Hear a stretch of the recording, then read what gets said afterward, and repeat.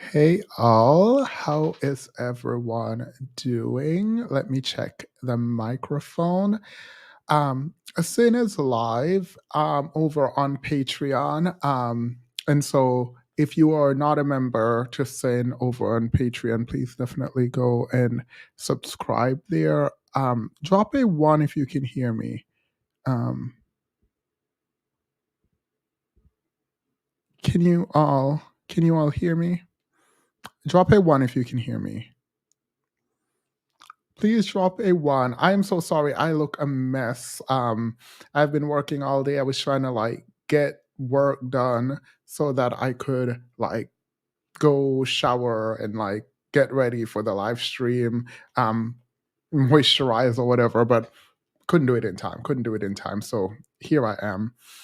Um, there's a really toxic story, right, that is happening now. Like the CNN just released some footage and all of that. I am moving that to the end of the stream. The reason is the way that I planned the stream. I'm not disrupting it. I'm not disrupting it.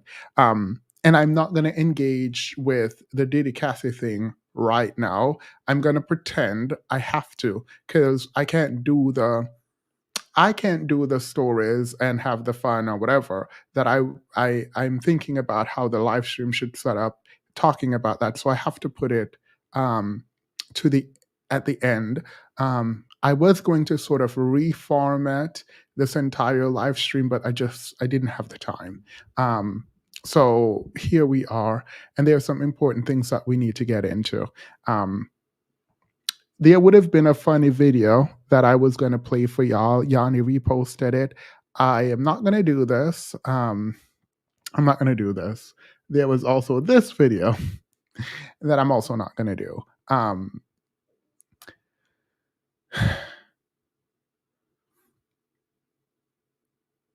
The tone essentially has been set. Just in terms of how the live stream is going to be, I'm trying to be upbeat, and I'll get there at some point, hopefully. I just want to be upbeat and because a part of this is I feel like this is kind of an escape for a lot of people, and the heavy, the weight of the topics that we are about to engage with doesn't feel like it doesn't feel like I can be my normal self. I don't know how to explain it. And it's not just Cassie Diddy, it's the football player who decided that he would take the opportunity when people were graduating from school to tell women that their place is in the kitchen, while his mother is out there being a full working woman, a whole scientist, if you will. And so I think there is a kind of political discourse that we need to have.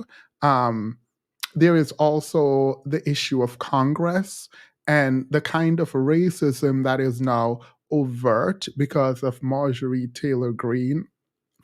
And kind of how do we engage with that when someone is uh, harmful to you, right? Do you give them it back tenfold and let them choke on their own racism and let them choke on the attention that they so desperately sought? Or do you be passive aggressive and beat them on their own game and become a victim in the media? Or do you not respond at all? What and how do we respond to things like this? And is there a right or wrong way to respond to it? I don't think there is necessarily a wrong way, because depending on the day you catch me, depending on the day you catch me, you might get a different response, right? And I don't want to engage meaningfully with anyone who don't understand how Marjorie, let's just call her by her first name, is straight up racist. Girl, you've absolutely lost your mind. And so we are going to discuss some of it. All right, so welcome everyone. I'm going to attempt to set the tone, but yeah, I'm gonna attempt to set the tone. Let's go into celebrity news first. All right. let's get in here and let's discuss. First, we're going to start with Meek Mills. That's kind of where I want to start.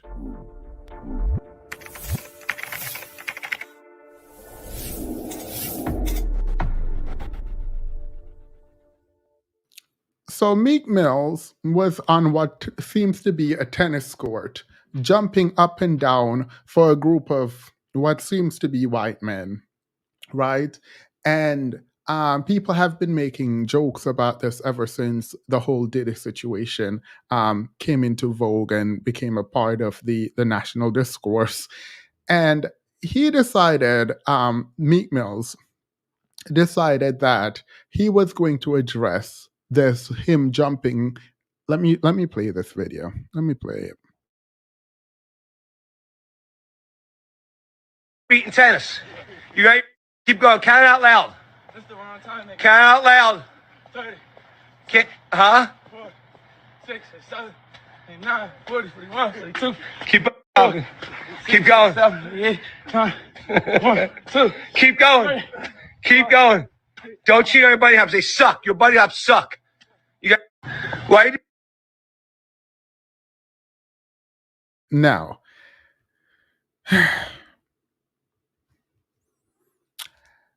Meek Mills comes back. First and foremost, that visual is absolutely disgusting. Hey, Yogo, hope all is well. I don't know if you emailed me. You should be added to the moderator's email, but just email me. The video, the optics is just horrendous at a time where Diddy is being exposed for being a vile, disgusting, demonic human being, right? If you can call him that. And Meek Mills comes back and says, "This game I started from prison." So Meek Mills, when he was in prison, was apparently the events coordinator. Sorry, I can't be making jokes right now. Girl, Meek Mills was the events coordinator while while he was in prison. I can't do this. I literally cannot. The game I started from prison. This is a game I started from prison. We used to make killers do bunny hops when they lost because it was too hostile for money. Now, the reason he's talking about killers and making them do whatever he's making them do, he's trying to make this look like the tough guys were the ones who did the bunny hop. No tough guy did the bunny hop. We see you and we know what it represents. Talking about this is a game you started in prison. Girl, why were you starting games in prison, bunny hopping? Now you're outside in public. You started doing the games you did in prison outside in public too. This be us. I'ma get Ruben to bunny hop for me. Okay, LOL. I'ma teach him the things, the thang hop. I don't know what, I don't care. There's too many jokes right here, and I'm gonna leave this alone because ain't nobody care about what Meek Mills has to say. This is also something that I wanted to talk about, but I won't. I've decided that I'm going to ease up off of Tiffany Haddish and Amanda Seals. Today's not the day, and I'm not the person. I'm not doing that. Mm-mm. However, I want to go straight to Diddy now. Actually, I wanted to go to Diddy at the end, but I think I should just go to Diddy and get it out of the way because I don't think I can do this without going to Diddy. I am so sorry. Trigger warning, I won't play this, but no. I can't wait. I can't wait. I'm going to just go to Diddy. There's too many stories that are so irrelevant to anything right now that I'm not about to just sit here and no. Let's do it. I am not playing this. So trigger warning. I don't care about people's opinion necessarily. I don't care about what y'all think about light skin versus dark skin versus black, white, whatever, mixed Asian. I don't care. No man, none, should be putting their hands on another person, a woman, in this way. There is absolutely no excuse for you to be beating someone the way, trigger warning. Sorry, trigger warning. I am so sorry. Trigger warning to everyone here. I have never experienced this kind of physical abuse. I've never myself experienced it, and I've never seen it. I've never heard any of my friends spoken about it. I don't know what it's like to experience this kind of abuse at this level. I don't know what that feels like. The fact that I was frozen, and most people looking at this realize how demonic this man must be to have a woman on the floor while you are kicking her and dragging her back to her room is absolutely bizarre to me. The fact that this person is allowed to exist in the public space with supporters is absolutely diabolical and disgusting, and it says a lot about who we are as a people and what we're willing to accept. There is absolutely no one who should be in support of Diddy right now after seeing how he mistreated this woman. The other day, when all of this came out, when Cassie filed her lawsuit and we did a live stream, a young woman jumped up here in defense of Diddy. She called Cassie my quote unquote jewel, and that I only defended Cassie because she was light skinned. I don't know where she got this from, but there was a suggestion that because Cassie wanted proximity to wealth, that she deserved the kinds of abuse she alleged, or that no one believed that she experienced what she said she experienced. Where are all the celebrities who came out and said that Diddy was innocent? Where are they?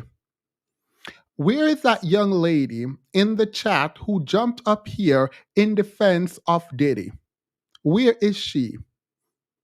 Where, and this is the part that really made me sad, where was this lady on Twitter and all the women actually in the shade room and all the celebrities, women in particular, who came out in defense of Diddy? Where are y'all? Speak up. This is your time to shine. Come and speak up. The video is out now. You all said it was a lie. There is no evidence. Here is the evidence. Where are y'all? Where are you? Because you can't sit there and justify this kind of behavior. You can sit there and say this is not demonic. You can sit there and see someone on the ground, a young woman on the ground being beaten by a man who could be her dad, trying to date her. This is absolutely disgusting. No one asked for this. And his children, the thing is, I just want the whole family locked up. They're like, at this point, I want him gone, and I want everyone who knew about what he did gone. I want the people prosecuted who were in this particular hotel. The fact that this was allowed to happen, that there were tapes, and absolutely no one had any information to help this woman to expose Diddy before now is wild to me. The fact that he is not already in jail is a problem. He should be in jail awaiting trial to be sent to prison. The fact is, this man is an absolute menace. And there is unless the only justification for this is to say it's AI. You have to say it's AI and that it's not real, because there is nothing you can tell me that would justify the way that you put your hands on this woman. There is absolutely nothing you can tell me to justify that. To sit up there and beat someone like this is wild. You hit her in her face. She got a black eye. She left the room, and you walked out in your towel after her, pushed her to the ground, hit her, and while she's on the ground, you were kicking her. Then you grabbed her and tried to drag her back to your room. How is this not evil? How is this not like actually absolutely evil? I am even thinking about like other men. Like Jay-Z comes very prominently to mind. And there is no evidence of this. I'm just, as I was reading the complaint from Cassie and her attorney, I was upset and I believed every single word that was written. I believed it. It is a different kind of disgusting to read something versus to see someone being abused. Like you can read something and you can know it happened. You can believe so fundamentally that it happens, but there is this wall of separation where your imagination, while you can conceptualize it, it doesn't, at least mine, it doesn't fully form the picture of what is being said, even though it's explained very well.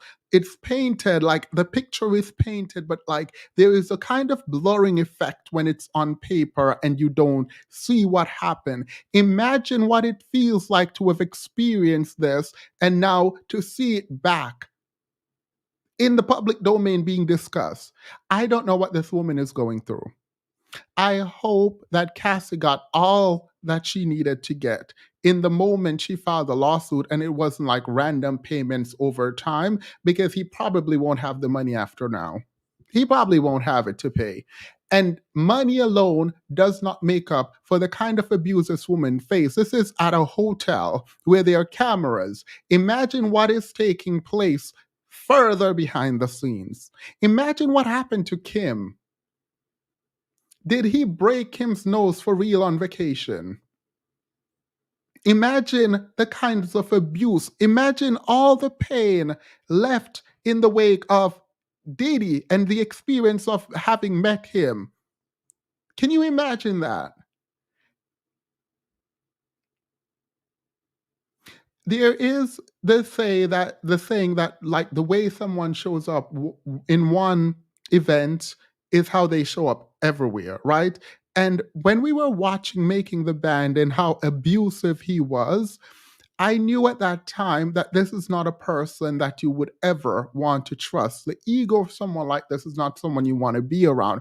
But to see it in this way is really sad. Like this is sad. And to think you had men running on around online talking about, oh, it's a conspiracy to take down the black man. Where's the conspiracy? Was the conspiracy him beating that girl? Is that the conspiracy? Did that not happen? Are you saying we didn't see what we saw? Are you saying this didn't happen?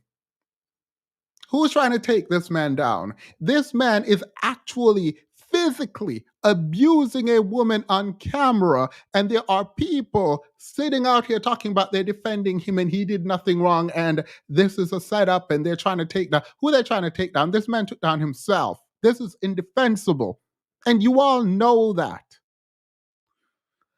I saw the video and it made me sick. I've dropped movies, TV show that shows that level of domestic violence. The first fight I was in was defending a classmate that was getting bullied by another classmate in first grade. I have never even really been in a fight like that. Someone jumped on me and tried to like claw at me once, and I just kind of blocked them. Didn't actually even hit them.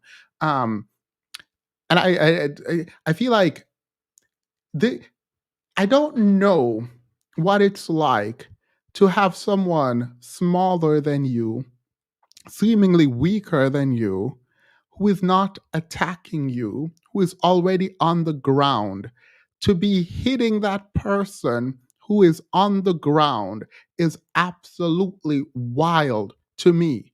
And you have men running around online crying and whining when women say they would prefer to be with a beer than with a man because these things happen. Like, this is actually ridiculous. People are like, oh my God, I need a man to provide and protect. Protect you from what? Other men. This is what happens.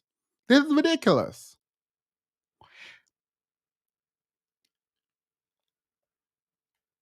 I am not sure at all, like what Cassie must be feeling right now. I know her husband came out and um, wrote this very beautiful piece, and I know a lot of people are reading it. I don't want to hear anyone's response to this.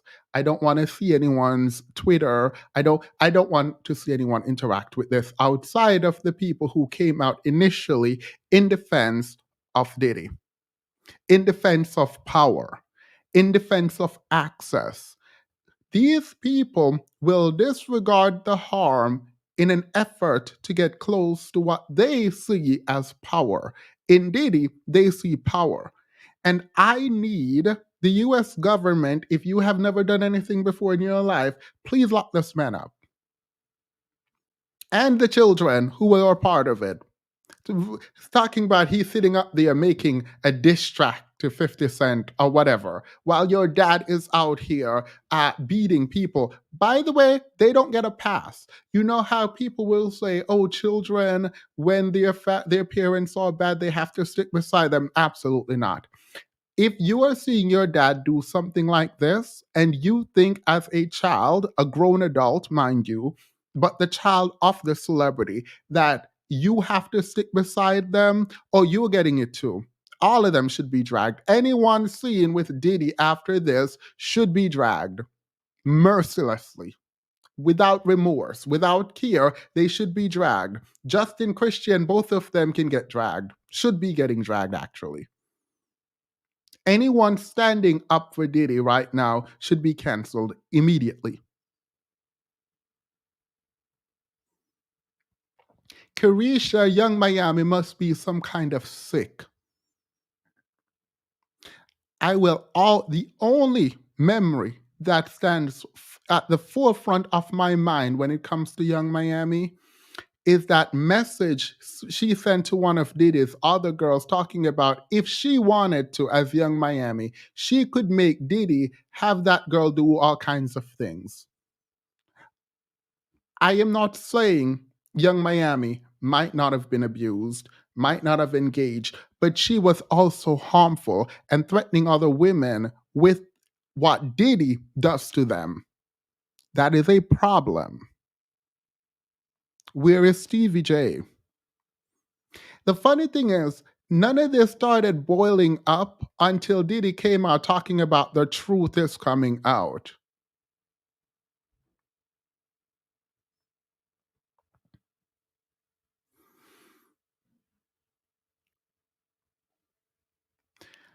I don't understand how a man, a grown man, upwards of 50 years, could be beating someone, putting your foot on a woman who is already on the floor. Even if she wasn't on the floor, it would be a problem, but she's on the floor. And you decided to put your foot on someone that you've already beaten down to the ground. You decided that you were going to put your foot on someone that you already beaten. You've beaten. They're on the floor. You punch them in their face. You hit them while they were up. They've fallen, and you still continue to hit them.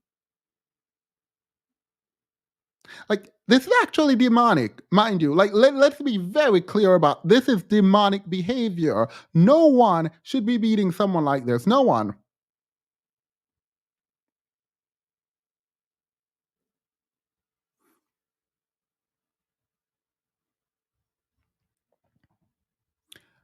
I can't even begin to imagine what this woman went through. Kim Porter, I can't imagine what this woman went through. I can't imagine what she went through, and I can't imagine how fearful she must have been.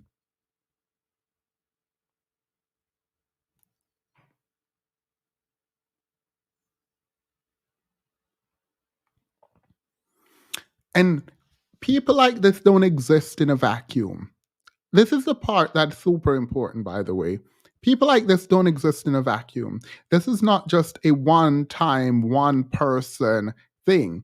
This takes a team of people willing to cover up all the bad behavior in an attempt to get some kind of access. This is not just Diddy. This is people who are in high places, powerful people, business people, friends and family. A lot of people knew this was going on, and not only did they stand by and let it happen, they cover up and they engage in an effort to create a bubble for Diddy where he got to be degenerate as he wanted to be.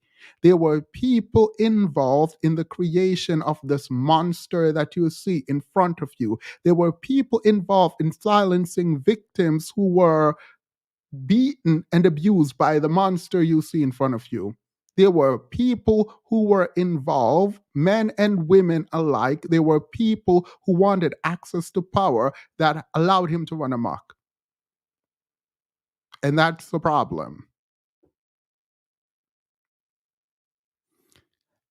You know he does not have a care in the world for anything when he walks out in the middle of the hotel hallway with a towel on to abuse this woman in the view of camera and try to drag her back in. And you know he doesn't care. He paid for it. He paid it off. Apparently, this video wasn't even supposed to exist. Based on Cass's recollection in her report, he paid. I'm assuming this is the same video that he paid for them to get rid of. Thankfully, a copy was around, or they didn't get rid of it. This man did not care. This man had power and money, and he was able to do whatever he wanted to do in his mind. He found that he could just do what the fact that someone leaves your room to go use the hotel telephone, and you walk out in your towel to go get them, beat them in the hallway, kick them while they're down, and then try to drag them back into the room. You don't care about a camera. You don't care if anyone is going to come see you. You don't care about any of that. The world is your oyster, and you get to do whatever you want to do because there were people around you who would allow you to do it and pay to cover up all of the mess. In the second lawsuit, by the guy that was working for him, there was a bragging from Diddy in that man's recollection that said Diddy had FBI agent or the police in his back pocket. So a person like this didn't actually care about anything.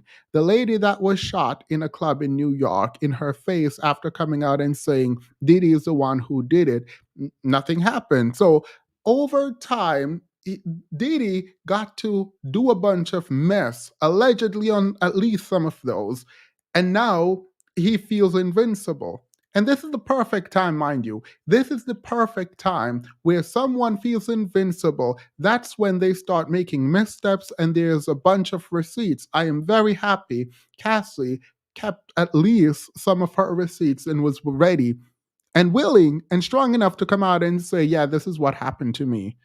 Because let's be clear, it came at a really high cost for her. This woman's reputation was put out there. And like, I know I should be mad at men, right? And I am about how they dragged her.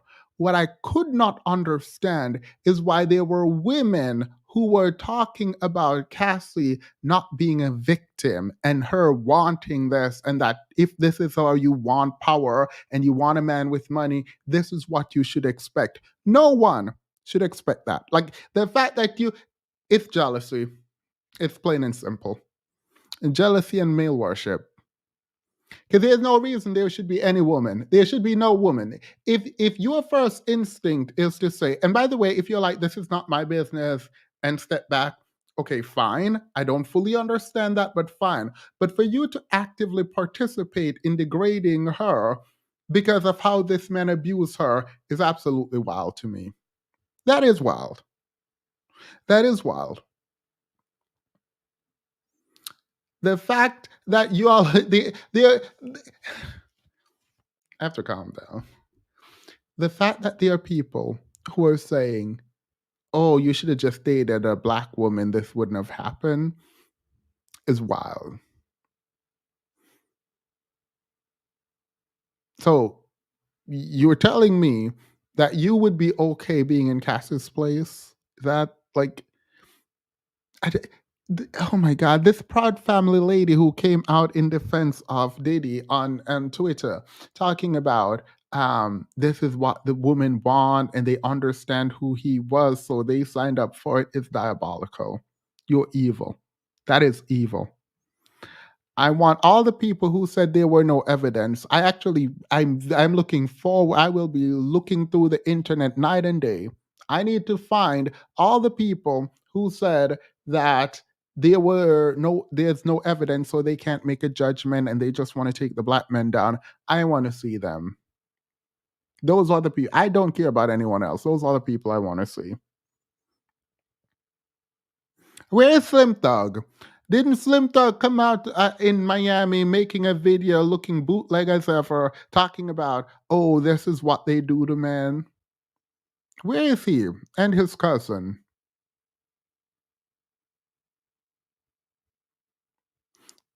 Someone said Peter is out. Someone sent me a message that I definitely didn't read. Peter from Real Housewife of Atlanta, still in defense of Diddy. I didn't read it. I can't tell you what that man says. Don't care. All he does is fail and go into bankruptcy over business after business after business. I don't care what he has to say, right? But it it is some kind of disgusting reality to be sitting here seeing this video. Imagine seeing this video and being in defense of him. Imagine seeing this video. Imagine looking at this video and still defending Diddy. I feel like that's a litmus test. I feel like that's a litmus test. Anyone in defense of Diddy currently is demonic. I feel like that should be like the threshold inquiry for how we engage and if we engage with people. Do you still defend? Oh, I don't think he did block. They trying to take down a block. I mean, we don't block. I feel like that's how we should do. You know how we are blocking people, blocking celebrities, Gen Z, yay. Well, these are the people we should block too. As soon as someone come out and say something in defense of the block, and if you defend R. Kelly or Diddy, block.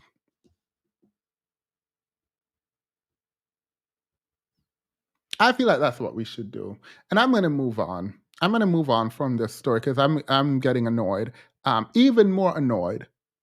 Um, there are people who are saying Cassie just wanted money, and like, what about it? She wanted money when they dated.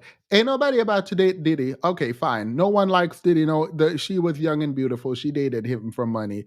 Why are you telling me that now? What use is that theory right now? Because I know what you're doing, but I want to know if you know what you're doing.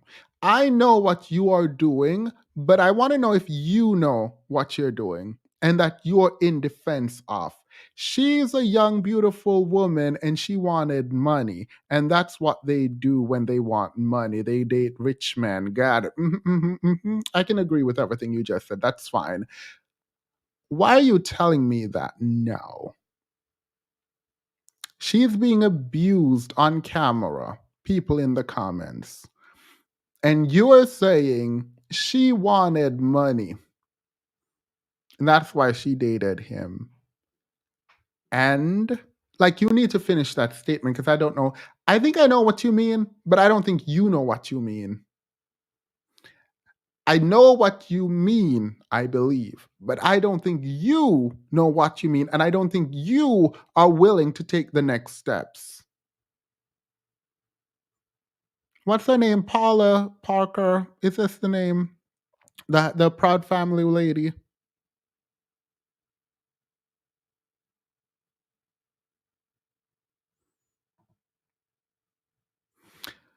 Um, Orange Pill says, you know what? I had to eat my words thinking Cassie only wanted money. If I can go back in time and not make my Black Femicide video, shaking my I appreciate better late than never, honestly. And I wasn't speaking about your comment specifically. In fact, I didn't remember your comment. There are women. You want to know something that is sad? This is so sad.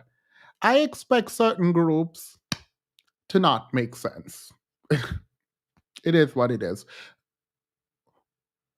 When I hear about like black male worship and I see women coming online and talking, like there is a part of me that's like, actually, there is a cognitive dissonance happening where the discomfort I feel in like what I believe people are versus what they actually are and what they do, that kind of disconnect like really trips me up every single time.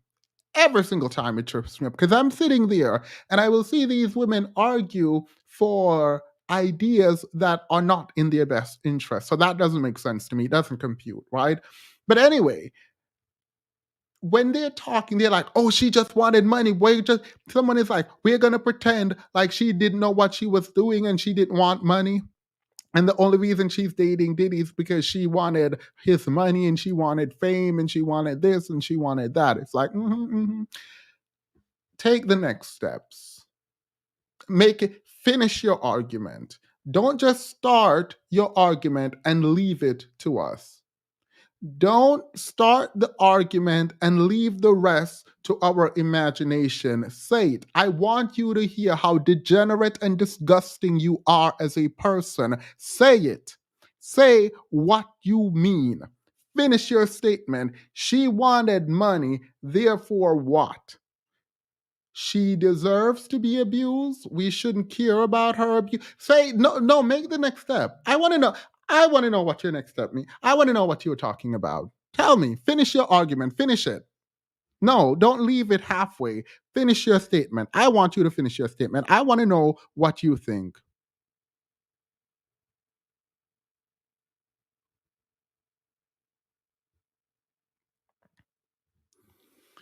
Girl, my friend, because, oh my God.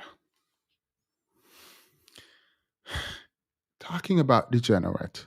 Talking about degenerate. My friend, this is so off topic, but it is about the culture of blame and never taking responsibility. My friend, we've been talking about Selena Powell and Clay behind the scenes because I wasn't sure how and if I wanted to talk about it on here, but I might. Tonight, send me a clip of Clay talking about how he was not dating Selena Powell and that she was attempting to use him. Oh, this falls very in line right now. It is the lack of accountability, the culture where men get to come up here and say anything, where they use and abuse women and discard them and then come up here and lie. And everyone is talking about, oh, we just need therapy and we need to protect these men and we need to protect that man. No, you are disgusting to them. You engaged intentionally with whatever trolling you and Selena wanted to do until she started disrespecting you and your mother. Take some responsibility. In the same way, did he take responsibility for the. Anyway, I don't care about Dilly taking no responsibility for anything. The government needs to step in. The government needs to step in, lock him up. Like I'm so sick and tired of people getting away with abusing people physically. And abusing people generally. Like I'm sick and tired of seeing things like that. But more than this, I'm sick and tired of people pretending like it is okay to engage this way and then defend people who engage this way. Oh, it might be me. Some women might come after me. So us men, we have to stick together. I'm not sticking together with anyone. That is ridiculous. The point at which you are defending someone on camera, physically assaulting, beating, battering someone else, a woman who is on the floor getting dragged and kicked, you are like, there is no other word. Like demonic is the only word. I want him in prison, and I want everyone who ever believed in anything he did to go there too. That's what I want. How many black women have been abused like this? Trigger, yes. And that's the thing. Because, like, on one hand, we'll have people talk about how the system this and the system that, and like, I am not here to say there is not a systemic issue, right? But like, we have to talk about the people intraracially, right, within the culture that is causing a ton of harm to kids and women and even other men. The leading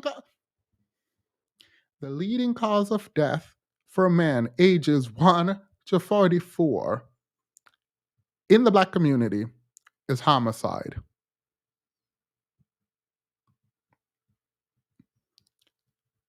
We are not going to pretend like these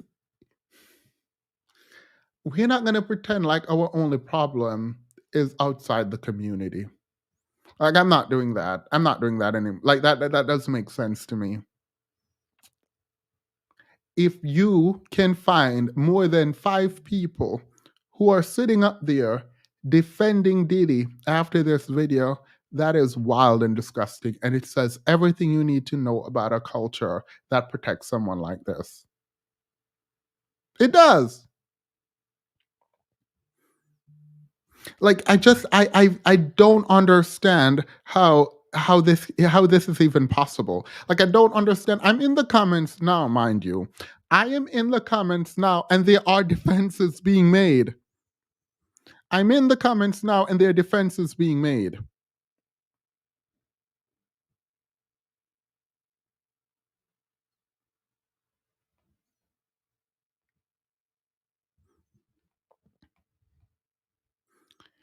Someone said you never really know the truth. What's the rest? What's the rest of what? What's the rest of what? What's the rest of what? What's the rest of the video? You want to see the rest of this video? You want to see what happened? You need context? You need more context? All right. Let's say there is more that we don't know. I'm making you the person with the power. Right now, you can create any world you want. Give me something that could have happened prior that would justify what happened on camera. What?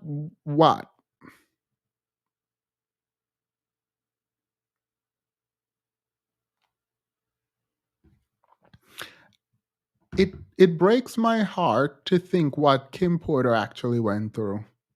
Like, if you think about it, like, because she wasn't very much into like media frenzy, and she didn't come out and she didn't do much. She did her modeling and then she went home, essentially. And to think that we don't actually have a clue, we don't even know, like, in any meaningful detail, anything about what she must have faced. What we do know is that a lot of people who've interacted with Diddy came out and explained their own abuse. A lot of people came out and said Kim was being abused, right? And so it is so sad that she's no longer with us. And to think of the kinds of pain she went through. This, by the way, is something that I was thinking about right before I came on.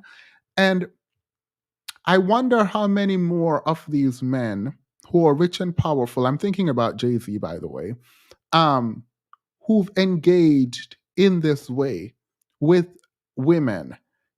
And whether or not being a multimillionaire creates, amplifies the kind of demon in these people.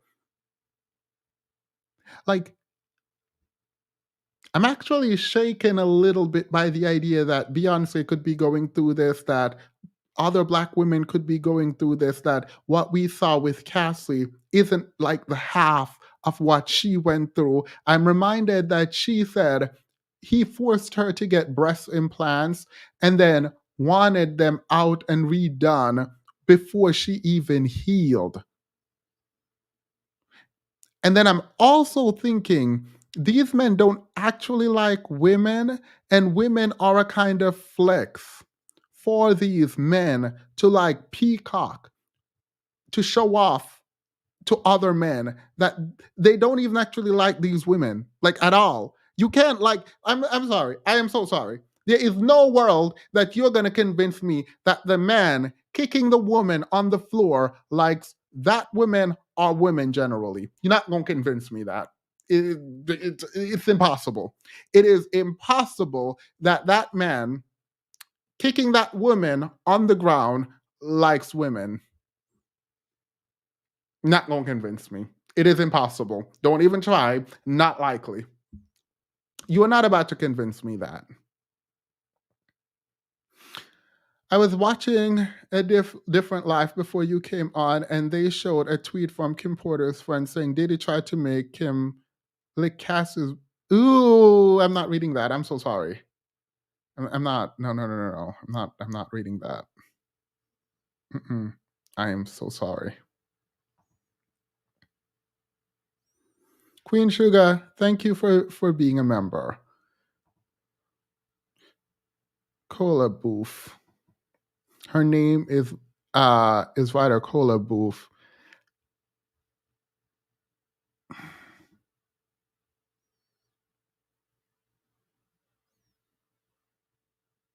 That is demonic. That is so demonic. It's I think we've come to a kind of cultural decay where we kind of all accept that they are a lot of these men want to sleep with these women in order to advance their career, right? And the fact that I think on some level we've kind of accepted that this happens in Hollywood. This kind of abuse of power happens in Hollywood. Like we've accepted that.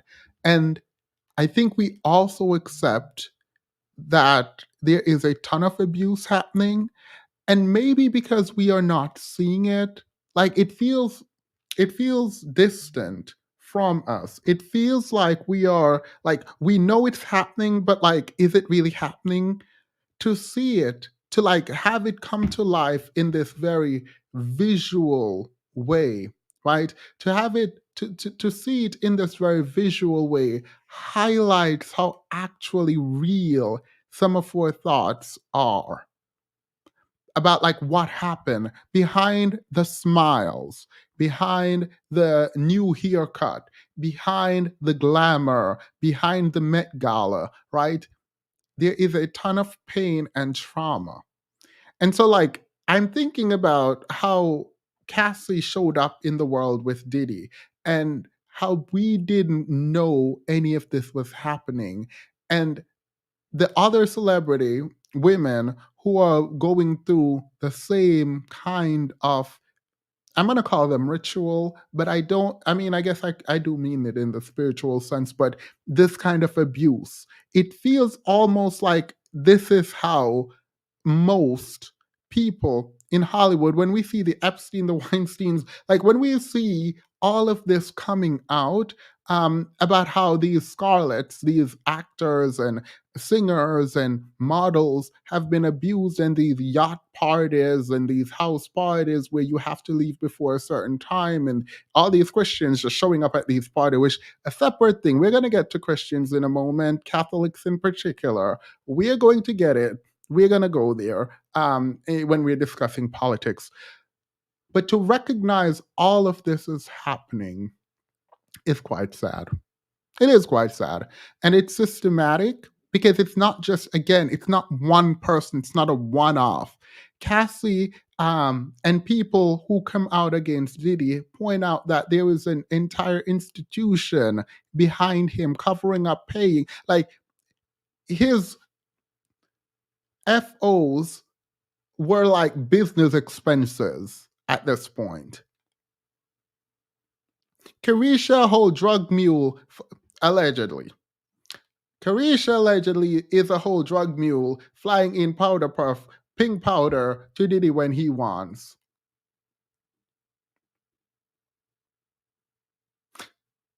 Like the whole thing is just toxic. Like the whole thing is just just like even Sukiana being arrested for selling drugs in Miami. It's like, so first of all, is the entire music industry just and hip hop industry in this sense just a charade for like abuse and trafficking? Like, is that what it is? I'm trying to figure out, like, is that what it is? This is a story that I wanted to tell. I wanted to look into Usher, right? Usher, y'all remember when Usher went to Diddy camp? Y'all remember when he was young and went to Diddy camp? Y'all want to know how this happened? I'm thinking about doing a video on this, but I went down a really bad rabbit hole. And he was losing his voice because he was going through puberty.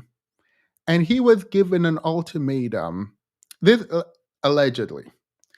The ultimatum goes, you can not sing and hit the notes you used to as you were a child. You are now getting into adulthood. Your voice may break.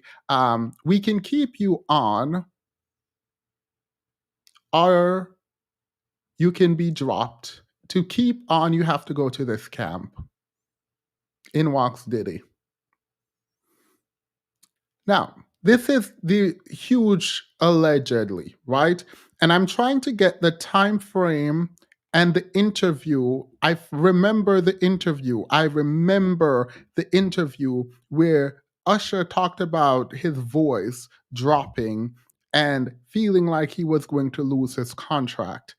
And then after that, he went to Diddy, the Diddy Flavor Camp thing, right? Remember that. That's very important. It is weird that grown people, if this is true, let me put a huge caveat with the if.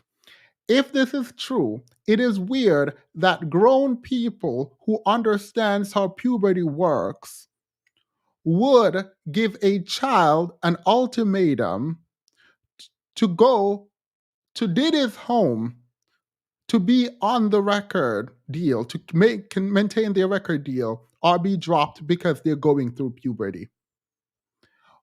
When a child really wants their dream, they don't even know the kinds of decisions that they're going to be making. It is not even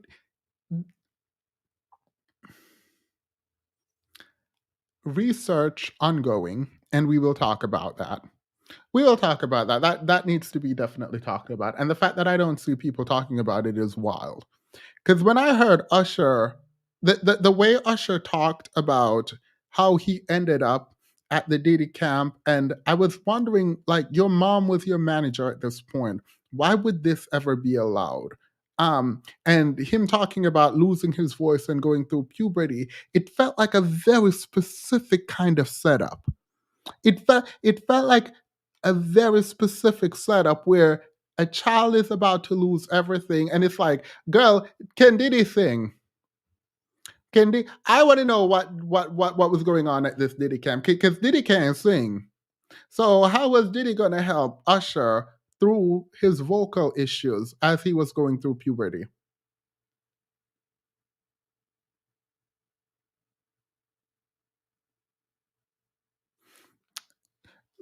I need to find that interview again because we need to go over it. Hi, Themis, mods, and chat. Uh, so glad you're covering this. Thank you, Talisha. I will not play the video though. It's too violent, and I'm pretty sure my channel might get flagged for it. So I'm not even going to play it. I think most of you all um have seen the video. I'm going to move to women and what is happening with women, because I don't understand first how people don't see what is coming down the, what do you call it, the pipeline. It is not a coincidence that these men are coming out and speaking.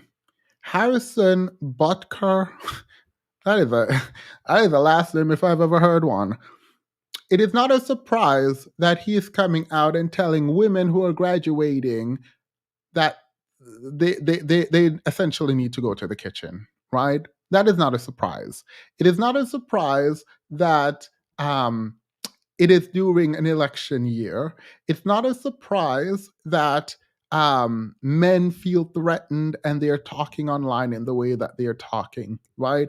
I have, after I heard that speech, and I did go back to listen to the entire speech um, for Mr. Butt, and it is very, very deeply religious. It is very deeply religious. And we need to come face to face with a reality when it comes to organized religion. Oh, I didn't forget L.A. Reid's role in this. I just, for me, for me, I want the timeline straight, and I want that interview with Usher explaining this. Let me say this, and I wrote it. As soon as I saw the foolishness, I wrote this.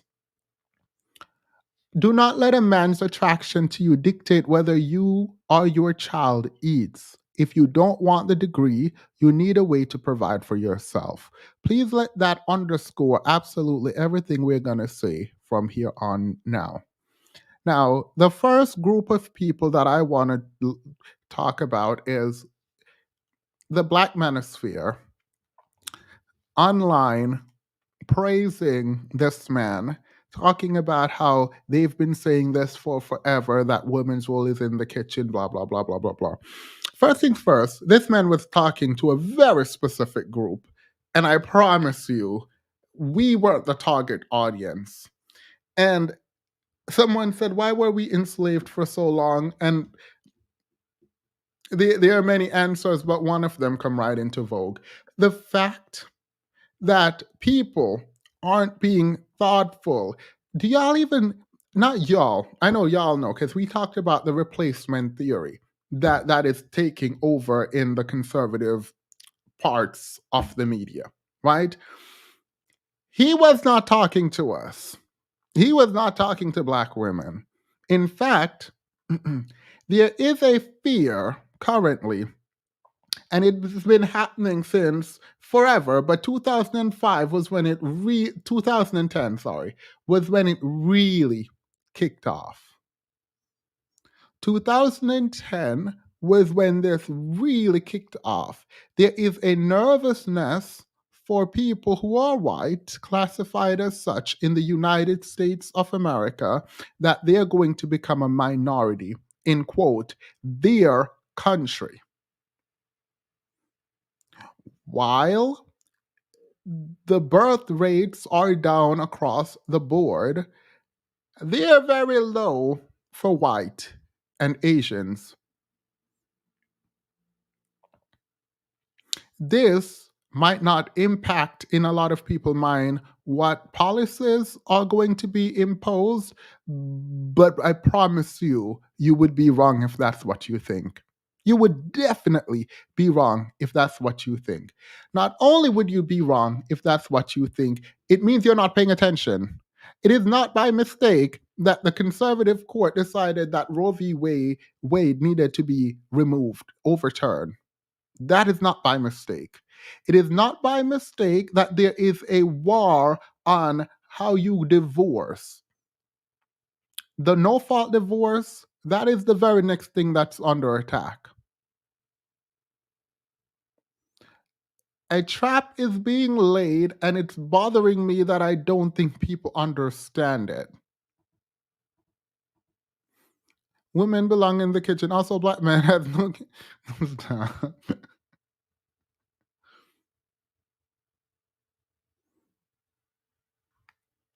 The projection, mind you, is that by 20, let me find it.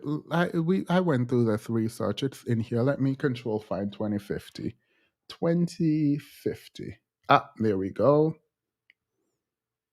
I love when I remember like parts of the research that I want to look into. It says the long term results of these changing among younger age groups is that non Hispanic whites are projected to become a minority of the population by 2050.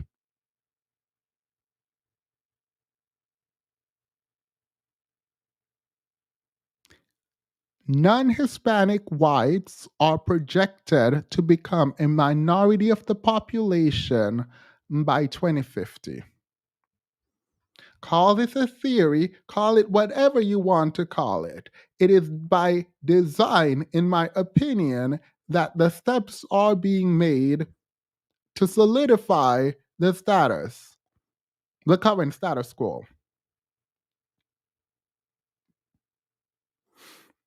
When is the last time anyone has been to a city or a town hall meeting? They don't even think we're listening. They don't even think we're. Yeah, no. Let's continue. I won't play this video, but I will tell you that it is important to go back and listen to it. Um, and if Candace Owens is adding her voice to a bunch of voices that didn't need her at the time, but let me explain something really quickly. The trad wife phenomena online is not by mistake, it is by design. Not only is it by design, some of the tweets coming out about having more quote unquote white babies should not miss you. It should not pass you that there are people tweeting and part of the trad wife movement is about having more white babies. That part I left off in my trad wife video. I mentioned it, I explained it, and then I engaged with why it was that it was not included in the video. Donovan Sharpe was on Nightline with wife representing the manosphere, and it was cringe. Even the host was shocked. In-depth manosphere documentary tapes. Oh, I need to look into this. I haven't seen it.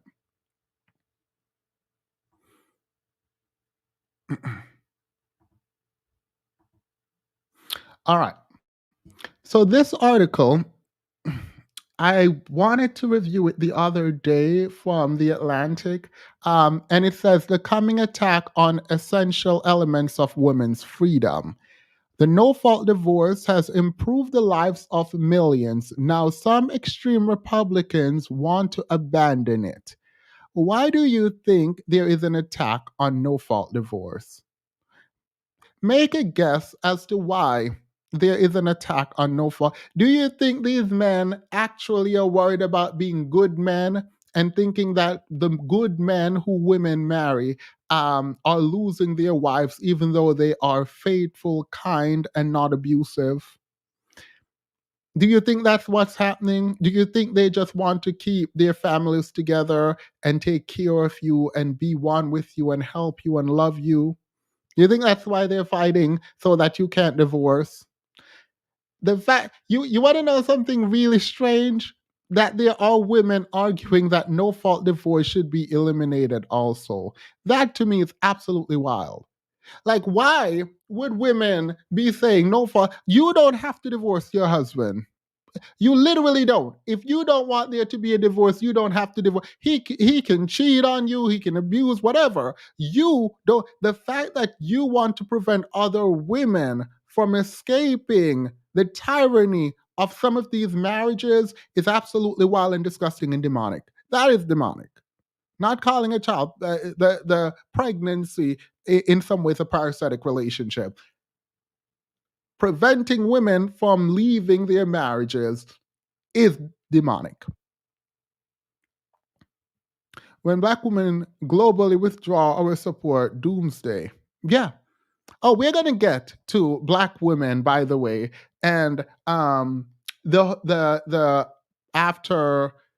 First of all, the idea that a billionaire came out and say black women are for grown-ups. I was watching, I think, Paris Milan, and she couldn't find where um, the quote came from, and neither can I, but we'll discuss it. And then the online social media trend where both black women and white men are coming out and talking about what happened to them after they have started dating and married a black woman and the changes that happen in their life. And the kind of pushback that is happening from black men who are online around this is actually kind of wild, but also predictable. So we'll get to that because I do actually have some of that here.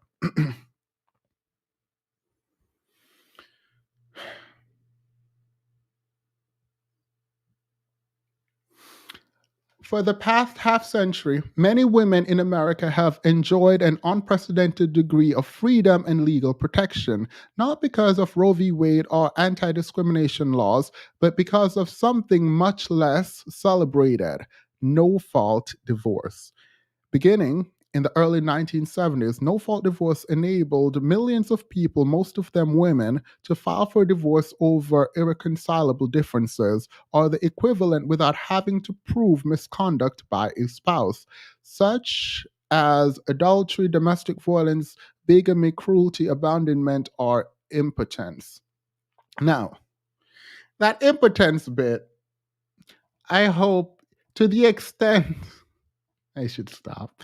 To the extent that you need to prove fault on the part of your spouse, I hope this is kept in. I don't think people actually understand the fact that the conservatives aren't playing. And these quote unquote fringe ideas become mainstream ideas really quickly.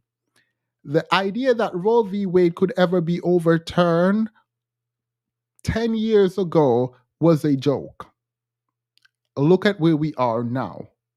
Please don't for a second take the right that you have for granted and think that there aren't powerful people who are plotting and actually engaging in high level thinking about how they can remove this right. If you get too comfortable, you will ignore the war that's being waged. And there is a war being waged. Let's get into it. But now, conservative politicians in states such as Texas and Louisiana, as well as devotedly Catholic husband, as well as a devotedly Catholic husband who tried to halt his wife's divorce efforts in Nebraska, are attacking no fault divorce. One of the more alarming steps taken in that direction came from Texas Republican Party, whose 2022 platform called on legislature to rescind unilateral no-fault divorce laws and support covenant marriage. Given the Republican Party's control of office of governor, secretary of state, and attorney general, and both chambers of the state legislature, Texas has a chance of actually doing it. So let's watch Texas. Will Texas be able to make it impossible to divorce without stating why? And I think people are lying intentionally. I think people are lying intentionally when they say women are leaving marriages and they're doing so just because they want to, which is completely fine, but they don't have a reason outside of I want to. A lot of people, in an attempt to not embarrass their spouse or put their business out there, decide that let's leave each other, let's end this without ever dehumanizing the other party. Just say, we have irreconcilable differences, even though the man is cheating and the man is abusive, generally. The thing is, when they need proof of fault, I wonder how far that will go and what the barriers for proof will be. Because a lot of these women are leaving for a reason. They might not want to tell you the reason, but if you force them to, they will give you a reason. There was this lady on TV, I obviously don't know any of these people, who was talking about how they her husband, her ex-husband at the time, was beating her, abusing her. There was financial abuse, physical abuse, and there was the R word, right? And she's talking about this. When the guy came out, the guy wanted to tell us and explain to us that he didn't understand why she left because they listed irreconcilable differences. When the host asked if he's ever hit his wife, he said, one time. So she was thinking of you and your reputation by not putting it there. And maybe even herself, because she didn't want to put that out there. The idea that people are like actually leaning into, oh, they listed irreconcilable differences. There was no real fault. There was no issue. Why did they leave? The fact that men are leaning so heavily into this is wild to me.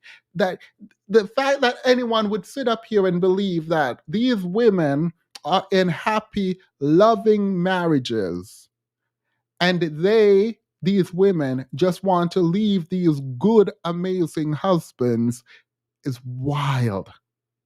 Because that's the argument. Mind you, that is the argument. They're saying they don't want no fault divorce because women just get up one day and don't want to be in their marriages and leave. Which, mind you, as a radical, when it comes to no fault divorce, I am complete. If he chewed the gum wrong and you want to leave, ain't nobody should tell you not to leave.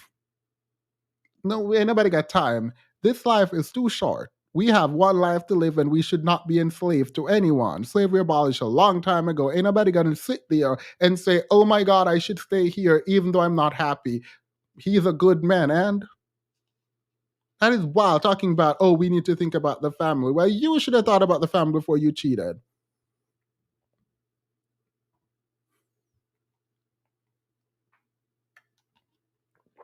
There was also the project. This is so important. Um, the project, what was it? Project 2025, which is a very conservative platform, and they're attempting. I didn't read the entire thing. It's 887 pages. Girl, I'm not reading that, right? So the idea includes overturning things like. Let me pull this up. Give me a second. I have my notes, so I can just go through my notes, whatever. So the plan here is to attack reproductive rights, which has already started around bodily autonomy, gender studies, eliminating that, pushing back against the Equal Rights Amendment, and also initiatives around Me Too and overhauling the entirety of legislation that Me Too impacted. These men aren't playing. Please look up this Project 2025 team. The coalition includes Concerned Women for America, the Independent Women's Forum, the Eagle Forum, the Susan B. Anthony Foundation, Moms for Liberty,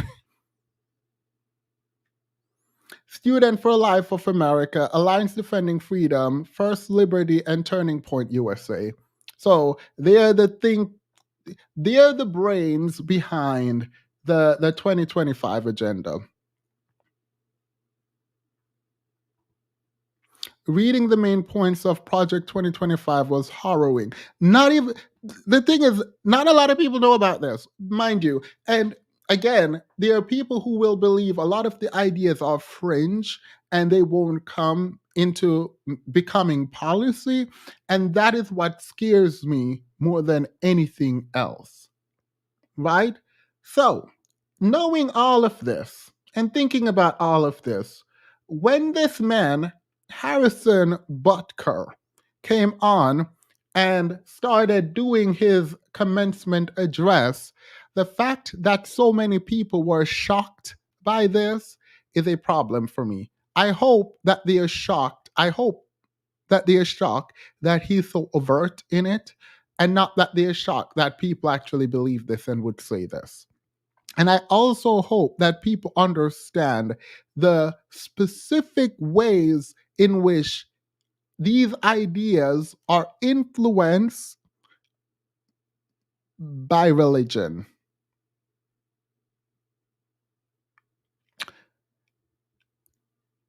All right, let's hear what everyone is up in a tizzy about.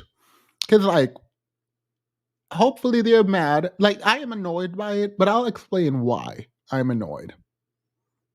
Men feel as though you should endure through a terrible marriage, and men are the ones who should be able to do. Yeah, that's the part that they're not saying out loud, by the way. to leave a legacy that transcends yourselves and this era of human existence. In the small ways, by living out your vocation, you will ensure that God's church continues and the world is enlightened by your example. For the ladies present today, congratulations on an amazing accomplishment. You should be proud of all that you have achieved to this point in your young lives. I want to speak directly to you briefly because I think it is you, the women, who have had the most diabolical lies told to you.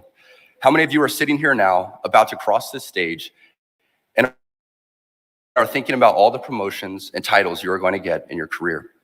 Some of you may go on to lead successful careers in the world, but I would venture to guess that the majority of you are most excited about your marriage and the children you will bring into this world.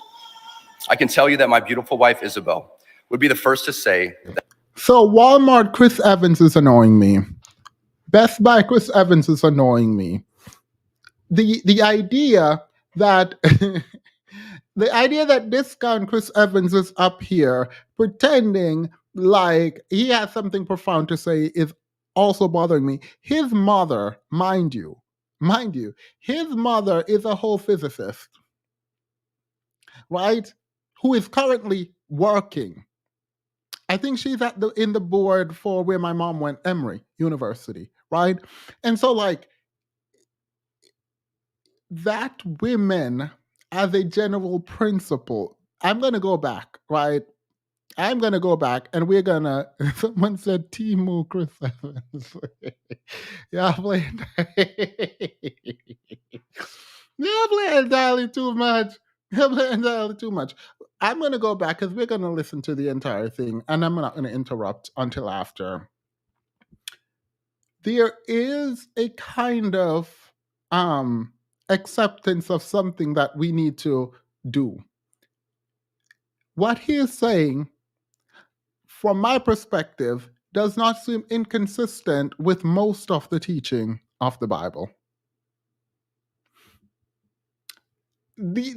Like I hear people running around talking about women are helpmates, God, I don't know. They're talking about ribeyes and you come from ribs or whatever. And like, as I am sitting here, I can understand how deeply problematic this is, not only from an individual self-actualizing perspective, but where people get to define for women what their top and highest purpose is absolutely ridiculous to me. It's absolutely ridiculous. Like the imagine paying hundreds of thousands of dollars, right? To graduate, work hard, to come to your final speech ceremony where you are supposed to be celebrated, and you have a man up there telling you that essentially you have failed, you have been tricked, this is weird, your greatest purpose is to go have kids and be a wife. Because if you don't sit down and shut up, I promise you I would be mad. I would say something. I'm definitely standing up in the middle of this and booing. Like, I'm not doing that. I paid way too much money, spent way too much time engaging too much in my work at school for you to be telling me, you were tricked. It don't matter. And then he's going to bring up his wife. Okay, fine. Your wife does not regret. I should let him finish first. Your wife does not regret marrying you. I'm pretty sure she might not have regretted marrying you. You are probably, I don't know, a multimillionaire, right? Like you are. I'm not even going to say probably don't know. You are a multimillionaire, right? If she cares more about money than her own like actualization and having whatever, then she's happy. That's fine. How many men can do what you did? Because this is about control. He is rich enough to pay for a chef, a maid, a cleaner, whatever he needs, he's rich enough to pay for it, right? But you gonna sit there and talk about, oh, women should be at home. Girl, ain't nobody listening to you. Ain't nobody listening to that foolishness. A lot of these men can't even afford. This is where we have a problem. For the man in the manosphere, jumping up online talking about, we've been telling these black women to do this since forever. Sir, can you afford I'm not speaking to an individual. I'm speaking about a general community. Can men afford for women to just be at home? Can, costing the government $50 billion can like I'm just sitting here like this don't make sense. This literally the idea that women should just be at home and the greatest value is for you to be a mother and like stay home. Can these men provide? Can these men provide financially? I'm talking specifically financially. I know you should be able to provide in other ways, but I'm talking about financially.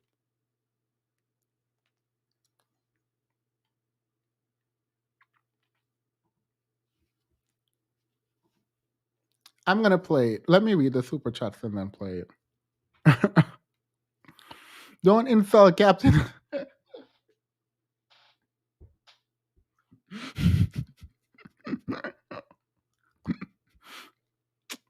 These men hate their mother so bad it's sick.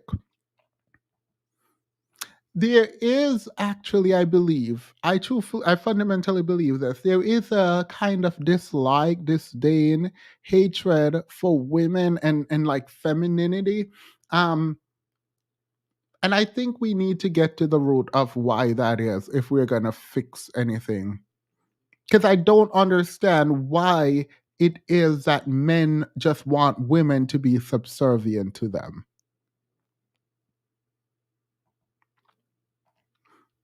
Sadly, I see Handmaid's Tale in the near future. You and me both. I think that if you are not a political figure, you should keep your political nonsense to yourself. If what you get paid for is sports, just play the not shut up and dribble or kick or whatever. I don't fully agree with this. I get what you're saying and I agree, but I think that people should be able to speak. It's like the question, though, is how they are challenged and what the platform is. For example, why was this man chosen to speak at the commencement, like to do the commencement address? Why? And I think this is the problem with celebrity. I agree with you on this, though. I think this is fundamentally the problem with celebrity. Let me go off on a tangent on celebrity. let me let me go off on a tangent on celebrity, and not just celebrity. Anyone with a major platform who people are coming to you with offers. It is important that we check ourselves to know our talents because in this landscape, all that matters apparently is clout. And the people who have it in generations past, to get clout, you had to be good at something. You had to have talent in the area that you have clout in. It wasn't the case that because you know how to kick a ball, that you were bestowed the honor of leading an academic forum. Now, apparently, because you can sing, you can make makeup and everything else, right? And so it is unfortunately going to be left to the person who is asked to do the thing to make sure that they are capable of doing said thing. Okay, this man motivating people coming to do the commencement address where the school had to come out and say, yeah, we don't endorse this message, thankfully, right? Because of that, I realized the weakness in celebrity, in that we are just going to, we, the general public, we just believe that celebrities can do whatever. And we, because we like their music and because we like them, we expect them to talk about Gaza, we expect them to talk about Congo, we expect them.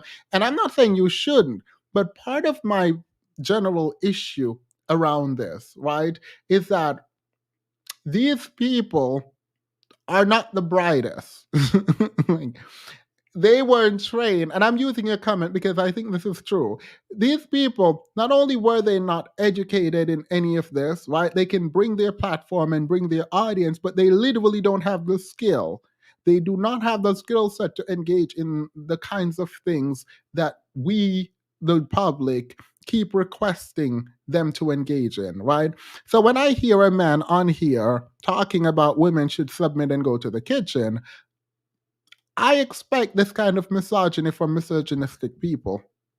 I do. I do. The people who are upset or scared or surprised, those people I'm fearful for because it feels like they're not watching.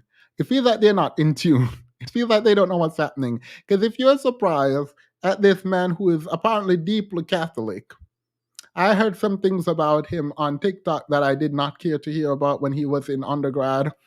I don't know if it's true or not, so I won't repeat it here. But Erica De Niro did share something on her Twitter, and I just laughed. But I won't repeat it here. Y'all can go look it up. Apparently, he was dipping it and doing it. I mean, it is what it is. The baby crying when he said the BS was a sign. Look, this was dig at his own mom. I mean, I don't even think he considered his own mother, but it might.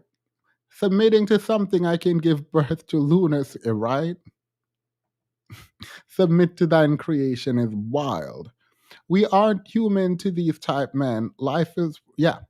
And again, people keep saying, why did you choose the beer over the man? Well, girl, Taylor Swift's boyfriend teammate need to. This is also important. Even though the team came out against him, there is an audience capture happening here that is seemingly really smart marketing. Um, so let me. I think I had a slide for this, but let me just do it now. Taylor Swift and her boyfriend created a new kind of audience for watching football generally, and the team more specifically. The very conservative people who absolutely hated the Taylor Swifts and the liberal, they don't have anywhere to go. And they were boycotting watching football, right? This seems like a marketing ploy, and I'm just a conspiracy theory. You can have a great audience capture if you get both the liberal and conservative to buy into your team. Just something to think about. Anywho, let's hear this. Let's actually hear this speech. Not all of it, just the section. I think it is you, the women, who have had the most diabolical lies told to you. How many of you are sitting here now, about to cross this stage, and are thinking about all the promotions and titles you are going to get in your career? Some of you may go on to lead successful careers in the world, but I would venture to guess that the majority of you are most excited about your marriage and the children you will bring into this world. I can tell you that my beautiful wife, Isabel, would be the first to say that her life truly started when she began living her vocation as a wife and as a mother. I'm on this stage today and able to be the man I am because I have a wife who leans into her vocation. I'm beyond blessed with the many talents God has given me, but it cannot be overstated that all of my success is made possible because a girl I met in band class back in middle school would convert to the faith, become my wife, and embrace one of the most important titles of all, homemaker.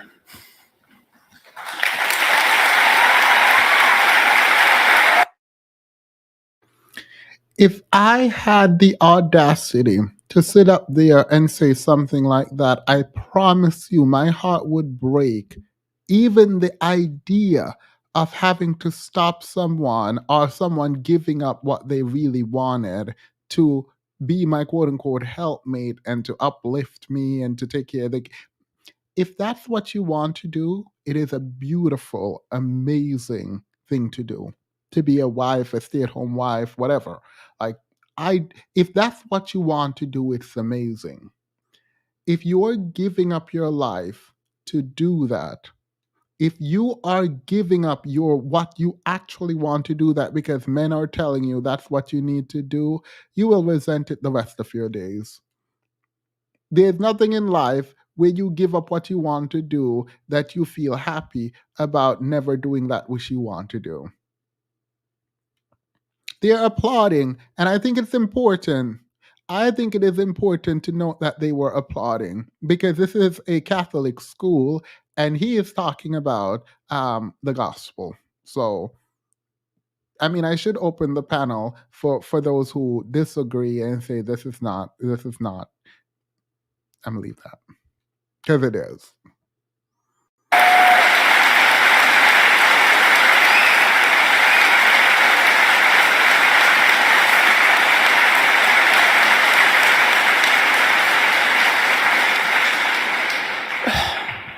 She's a primary educator to our children. She's the one who ensures I never let football or my business become a distraction from that of a husband and father. She's the person that knows me best at my core, and it is through our marriage that, Lord willing, Because she made sure he never forget about being a husband and a father.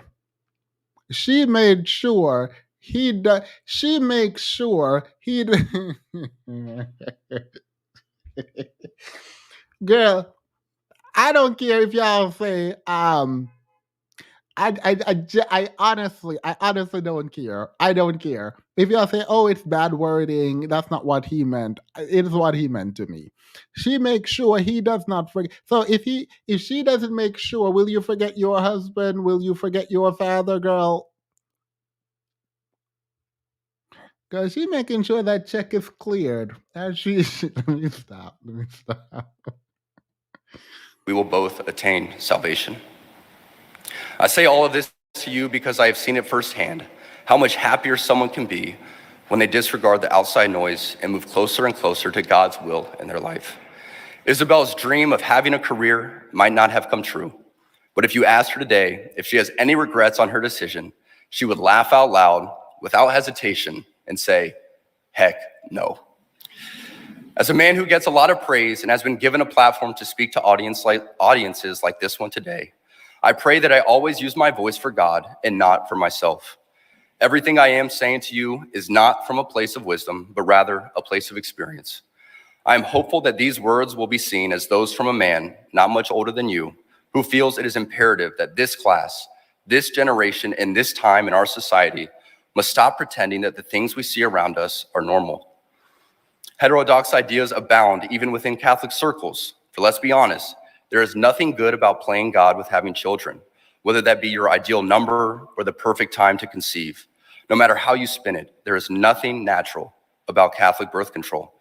It is only in the past few years that I have grown encouraged to speak more boldly and directly, because this is, for me, this is the part that is the most dangerous. I'm trying to think how to put this, because I understand that there's a lot of Catholics who are against birth control, right? And his argument here is that you don't determine the time. You shouldn't try to determine the time. It is playing God to determine when you have a child, right? This falls trigger warning. Trigger warning.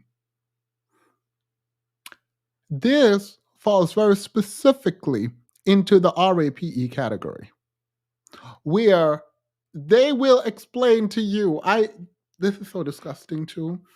When someone is saying you don't control the time, you shouldn't care about birth control, once you have a child, it's God's plan, that is a problem. And I don't want to explain this fully. But it's absolutely not. It is absolutely not. If you want to play this God thing, let's do it. God gave us the ability to make sure that we are prepared when we decide that we want to have children. And that is a responsibility. Having and caring for children is a responsibility that not everyone should undertake just because. You need to understand that there is a life in your hand, and you have to make sure you are equipped to take care of that life. The kind of trauma one faces when they live are born into a home where they have no food, no shelter, no clothing is absolutely horrendous. The fact of being stuck in poverty when you have a child in poverty is triply so when there is no help. When the government, the same people who are telling you to have these children, are also arguing that the government should not help you, that welfare is too much, that the government should not have safety nets for people, that if you're poor, it's because your decision, that if the man leaves you and you're a single mother, then that's your problem. These are the same people telling you, oh my God, you should have the child. You should not have birth control. Birth control, mind you, could also be a condom. That don't make no sense. I absolutely despise the entirety of all of this, but this part for me is the most diabolical. And I'm glad he wasn't talking to black women. Look, I just.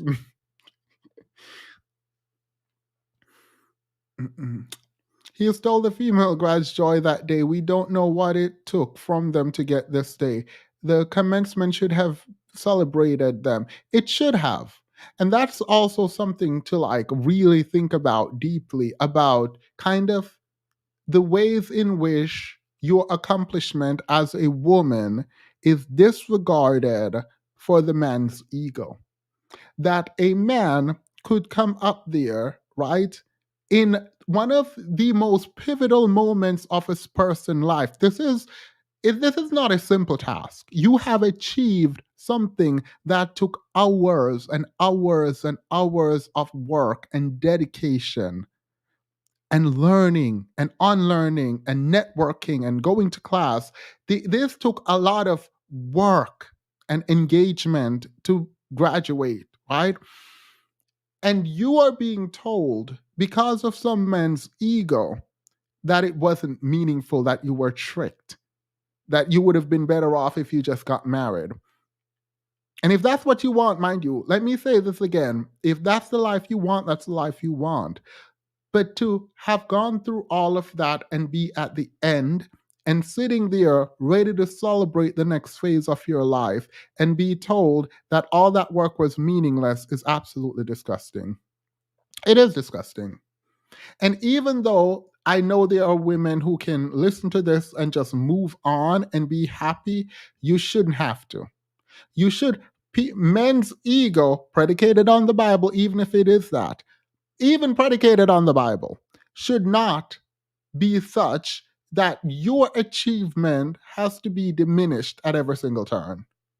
Like the fact that men are seemingly feeling so small and their ego so large that they can experience the joy and excitement for a woman who's achieved something that they wanted to achieve, be it motherhood or a degree or a career, anything.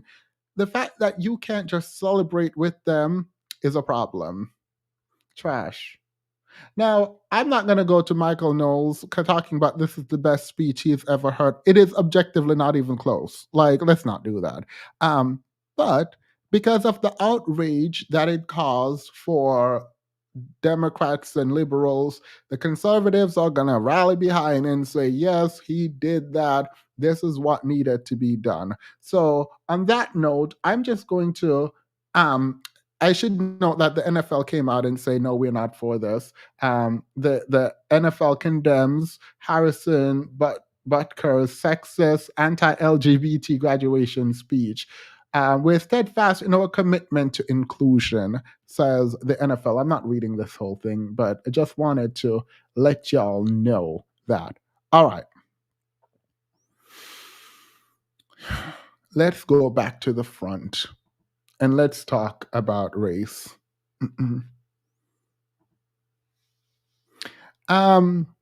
Kids are failing in school. I'm not doing this because we're already over an hour. When I open the panel, mind you, you all can come up and we can discuss any of these topics that you want to discuss, but I'll open the panel later. All right. So, actually, I might open the panel right here. This Melanie King lady, I'm not reviewing her. Mind you, I am not reviewing her at all. What I am reviewing is the other lady, and I couldn't find in time the lady's original video. So whenever Melanie King starts talking, I'm just going to skip. I'm sorry, I'm not. I can't. I can't. No, not doing that. I don't review the women in the manosphere. Just as a general matter, I don't review women in the manosphere. I don't do it.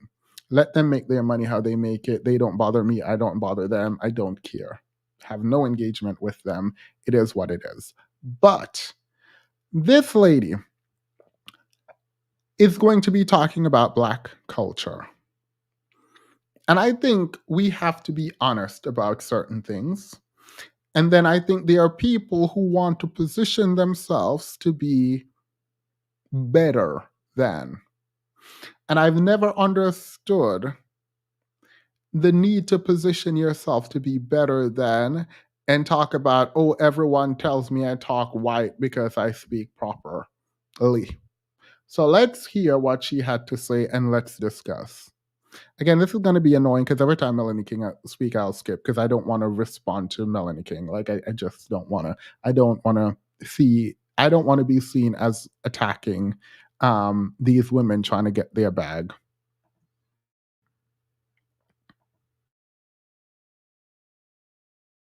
Here is my little 2 cents that nobody asked for. I am sick of seeing Black Americans in the media, on social media, in the news, doing crime, walking around next to naked the women, the men perpetuating gang violence, substance abuse. The absolute worst of our community is oversaturating the media, even though they make up a small percentage of all of Black Americans. The decay. I don't disagree with this statement. I don't think any of us disagree with the statement that pushing to the forefront to represent Black culture, like the parts that aren't the best, is not good, right? Agree with this. Remember this. She says this represents a small part of Black culture. Remember, she does not believe this, and that's the problem. She does not believe that. You will hear this come out more explicitly later, but I'm telling you that she does not believe this is just a small part of Black culture because in the first part of her statement, she's saying that a subculture within the Black community is being amplified and made representative of the Black community, which is not true, right? She does not believe the subculture should represent the Black community because the Black community is not that subculture and that subculture is very small. That is her argument right now. Everyone would agree with that, except the unaliving rates, right? So at least for one gender, it's not that true. All right, out of the way. This is something we all agree with, kind of.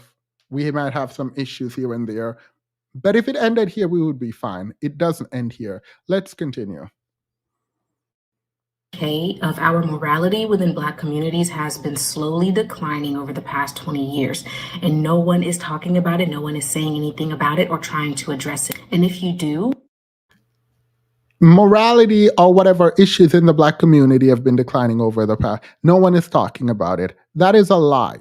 If you want to add your voice to the chorus of voices talking about the issues in the Black community, then do that. But don't come up here and lie and say no one is doing that. Don't lie. A lot of people are doing it. Everyone with a microphone apparently is doing this. Everyone is talking about it. So from here is where I start saying, it feels like you're talking to a very specific conservative group. It feels very specifically like you're talking to let me explain this. We understand that from a cultural perspective, there is a systemic issue around race and racism, and then there are individual issues around how we engage and how we can make our lives better, right? And the interplay of the macro versus the micro, the system versus the individual, and how we engage with each other, what it promotes and what it elevates, right? how that can be emblematic of a culture. We get that. So the system level analysis is not necessarily wrong. The individual analysis is also not wrong, right? The the existence of both is useful from a sociological perspective to engage with how we can either make the community better or make the community worse. That's not an issue. The issue here is she does not believe any of the first part that she's talking about. If she believes, right, if she believes within the Black community there is a subculture that is taking over the media and it's an inaccurate depiction of the Black community, the question then becomes who gets promoted, the subculture, and why? Who is the one promoting this culture, right? Those are the kinds of questions you would ask there. That is not the kind of questioning she gets into at all. She gets very directly into describing the community, not a subculture, the community as what she described initially as the subculture. This is a problem for me. This feels like you're pandering to white people. That's what it feels like. It feels like you're attempting to speak to conservative white people. And the reason is because of the flip you do, which is the exact same thing Candace Owens does. Whenever she speaks about the Black community, she pretends that it's a subculture and we're better than that, and that they're promoting a subculture. And then she goes into directly explaining how this is, in fact, Black culture and not a subculture. If that's what you believe, why wouldn't you say that initially? You don't say it initially because you want the Black community to agree with you about the subculture, ignoring the fact that you're speaking more generally about the Black community and not a subculture. That's the problem.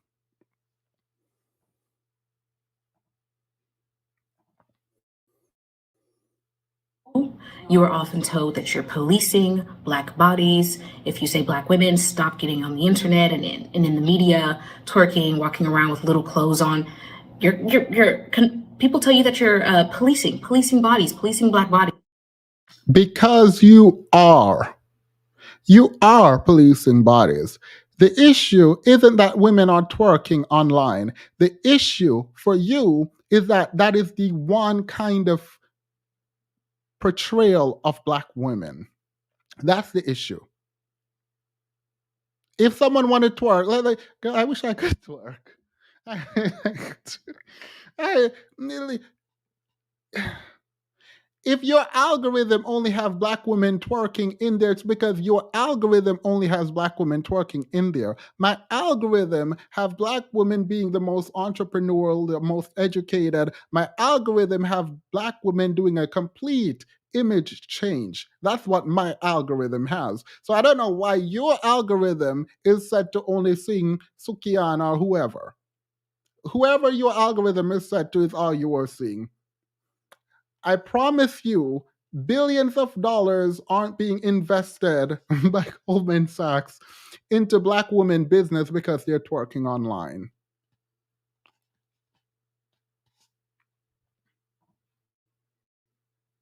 Or it's respectability politics. Hey guys, it's your girl Melanie. I came across this snippet policing Black. Hit that's wake up same way. And if who are you? Lambs all over social media, the Sukihanas and the Sexy Reds of the world. If you are Black and you take issue with it and you talk about it, you are usually called bourgeois, sadiddy, uppity, it's respectability politics, you're policing Black bodies and the like. And it's like, no, I'm Black too. And as such, this being my ethnic culture as well, I have a right to have something to say about what I'm seeing going on. Your average Black American is a middle-class, working-class, blue-collar Jane and Joe.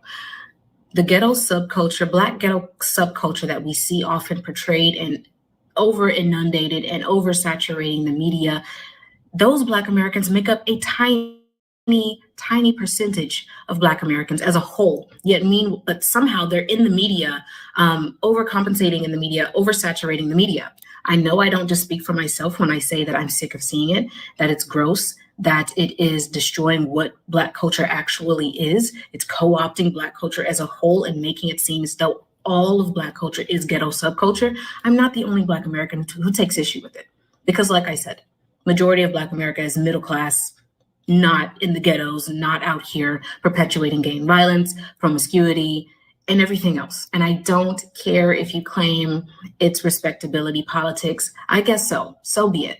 Because this is gross. It's getting really gross out here how blatantly disrespectful and low class we're acting on social media and in the media, on the internet, on TV.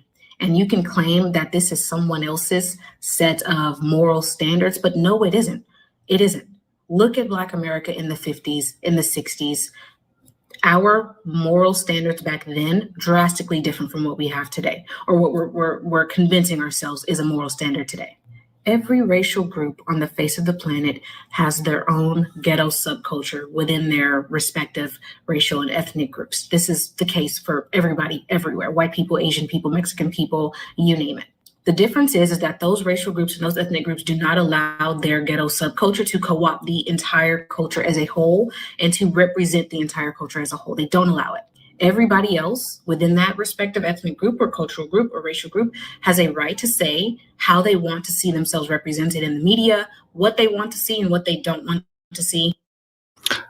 Again, if your algorithm is set to where you're only seeing people twerking, that is a you problem. Like, I don't know what else to tell you. That is a you problem. When I say for me to see Sukiana, it has to show up on the Shade Room. And I'm not saying there's anything wrong with women out there doing whatever they want to do. And if you want your algorithm to show that, then your algorithm can show that. But your algorithm can show other things. Like, my algorithm was filled for the last year of Black Girl Magic. That hashtag was all through and through my that was all through and through. Even Black Boy Joy, mind you, was all through and through my algorithm. For a while, I was in a bubble of just pure amazing Black women building businesses, Black women graduating from school, Black women starting like makeup lines, Black women on trip, Black women in luxury, until people told me that Black women in luxury was a capitalistic trick and I should divest from it. And I was like, oh, I ain't listening to you. Anywho, right? My algorithm was algorithming. So the fact that your algorithm was set to Sukiana, it feels like you're just out there watching hip hop, women in hip hop, and just getting mad. It didn't pass my attention that she said that the decay, the cultural decay is declining. Why are you mad? Because I'm being petty. I shouldn't be petty. I shouldn't. I shouldn't be petty, but I'm like kind of there already. So like, let's get petty. If the cultural decay is declining, why are you online making commentary? Isn't that a good thing? If you think it's cultural decay and you think it's declining, why are you talking about it? Or you just wanted to throw big words around, put them together, not realizing your whole contradiction? Just going, yeah. This is the problem with just wanting to sound smart. Let me leave it alone. When you say the decay is declining, girl, that's a good thing. Oh my God, the Black cultural decay is declining, and it's bad, and they're twerking. I don't think you understand what you just said. But I'm gonna leave that alone. I mean, I guess I didn't really. I guess I didn't leave. I didn't leave that alone. I know no one want to talk about this, but like I'm gonna talk about it. We talk about all the time over here the issues within the Black community, and we don't call each other Uncle Toms or whatever because we are not doing it for a white audience. If I'm talking to a white audience, I promise you, I'm talking about systems. I'm not about to sit up online talk to a white audience about individual responsibility that Black people have to pull themselves apart of the get. No, we're talking about reparations. We talking. I don't know what you thought this was, but you and I, if you represent the system in any meaningful way, if you say I am white, why can't Black people do blah? We gonna talk about reparations immediately.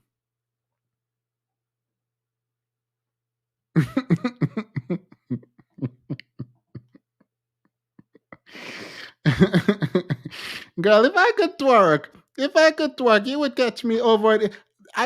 The thing is, I wouldn't even want to twerk, but the spirit of twerk will be over here, and just because of this, I would be twerking. What do you mean? Talking about, why are we twerking online?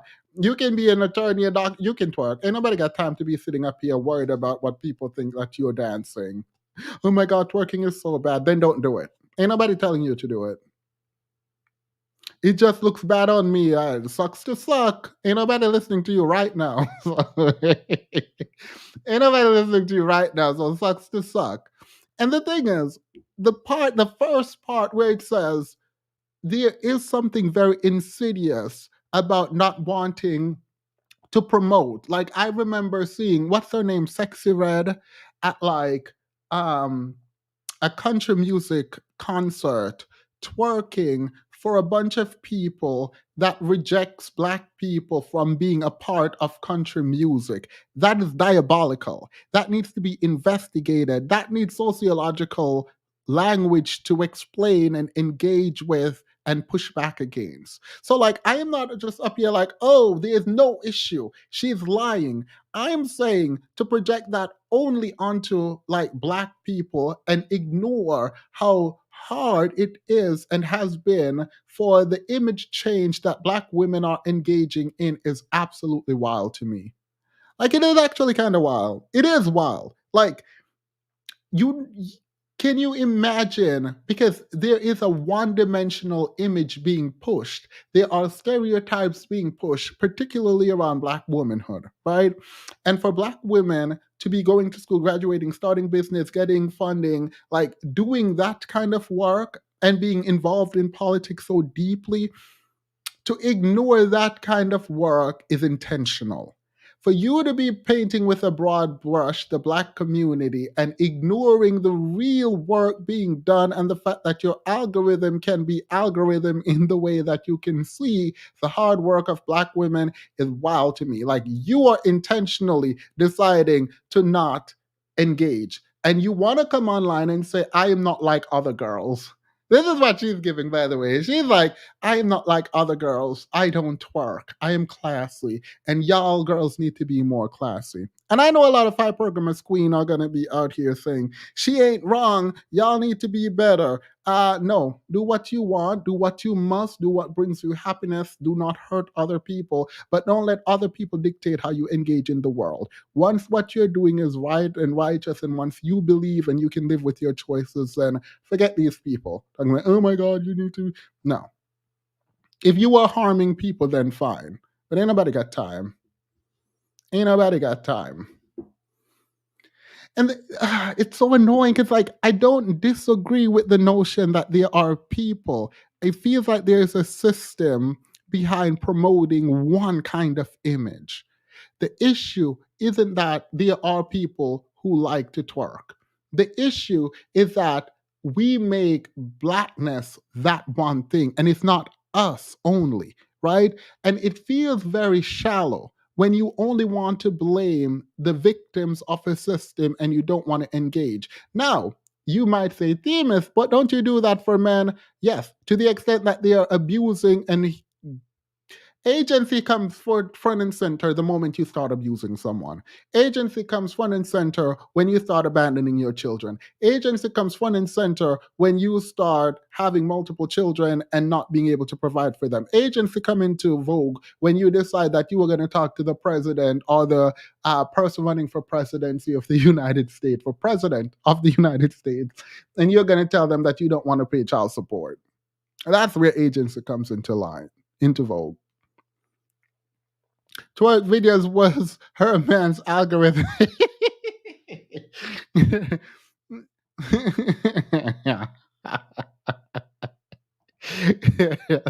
She said, absolutely not. The outcry is because of her. No, absolutely not. Who gets to speak for them and who does not. Except for when you're a Black American and you have something to say about the way that you see Black Americans being portrayed in the media, and you have a critique for your peers. You can't do it because it's respectability politics if you attempt to do it. Or you're judging your peers by No, you can critique. You can definitely, everyone does it. Just add your, like, this is the part probably that's annoying me, the idea that you can critique. You can. Pick up the video of Sexuet or Sukiana or whoever and explain why it's problematic. What you are doing is painting with a very broad brush a picture that is not actually true. In fact, it's actually probably easier to like explain the black man's image as one dimensional, where you can't really do that for black women.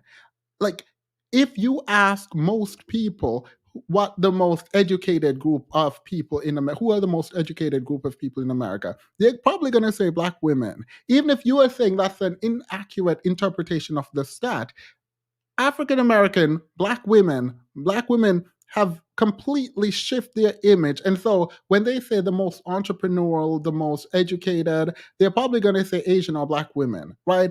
So if you follow any kind of major news outlet, it is weird to not know that.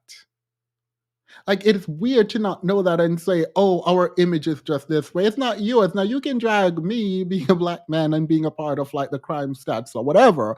That's fine. But I feel like there is a difference here. By a set of moral standards that somebody else created, which is a farce.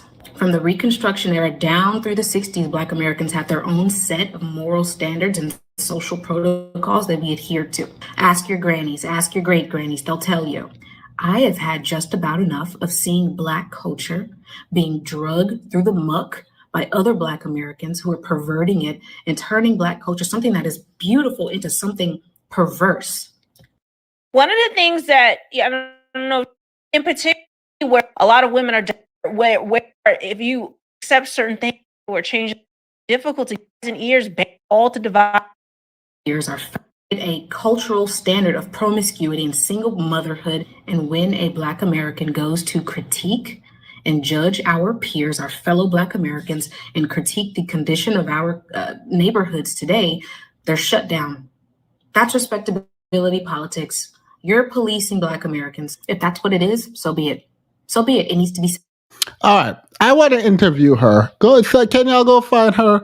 I need her to tell me about single motherhood and the problem with it and what the critique is around single motherhood for her. I want to talk to her about this. I want to talk to her about the single motherhood. I'm going to hurry up because I actually have some more things to do. And in order for us to attempt to escape accountability or responsibility on our own part, we claim that the conditions that we see in Black communities is being caused by somebody else. It's not our own fault. It's white people and it's structural racism or something or another. It's everybody else's fault except for our own. Give me a break. It's pitiful. It's pitiful that we refuse to take accountability for the things that we see going on in our communities. And sure, we can acknowledge that structural racism and the history of slavery in this country and discrimination and Jim Crow and Black codes and all of that has played a part in the conditions and some of the conditions that we see in Black communities. But we also have to be responsible for the ways in which Black Americans create their own conditions and contribute to the degenerative effects that we see going on in our communities. That's how you know she was lying initially. That's how if you believe it's a subculture, you can ignore this. You should only focus on the subculture that is being presented as if it is the culture generally. But when you start saying, we are the problem, we need to take care of everything that's happening in our community because our communities is out of whack and it's bad, then you no longer believe that it's a subculture. You believe that is a cultural dynamic. Say it with your chest and stop lying and hiding behind, oh, it's just the subculture being perpetuated and we, normal people who are Black, who don't engage this way, need to push back because it's a majority of us who don't do that. And then halfway down, when you're almost done, you're talking about, oh, we are the problem. We can't blame systemic racism for how our communities are set up. I thought you said we were doing great. I thought you said we were in the middle class. I thought you said this was a subculture. I thought you said that only a few people do this and we all disagree with it. Now you're telling us that we need to take responsibility for a community. Which one is it? Should we take responsibility for a community and make it better? Or is this a subculture that is not really that big, that is being perpetuated online, that literally has nothing to do with the majority of Black people? Because if it doesn't have anything to do with the majority of Black people, why are you telling us about our culture and that we can't blame racism and we need to fix our culture? We don't have to fix anything. You're lying. It doesn't make sense. The first statement and the last don't make no sense. And you can agree with her first statement, you can agree with her last statement, but you can't agree with both. I hate when people do this double speak because I know what you want to say. You just want to get up here and posture for what. These type of critiques always start with the problem of the community as a whole and leave us with dragging. Yeah. Mm-hmm. Oh yeah. Oh yeah, because she's definitely getting into single motherhood. The thing is, I don't even actually care necessarily about her critique. I care about how inconsistent the critique is.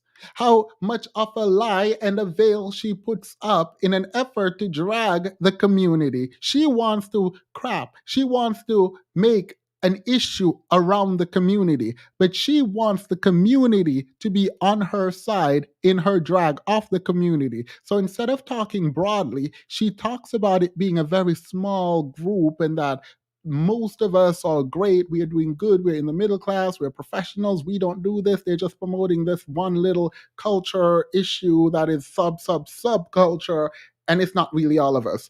And then you're going to conclude by telling us that we need to fix it. We can't blame racism because it's all in our culture. This is our culture. We did it. We did it. We did what, girl? I thought it was a subculture.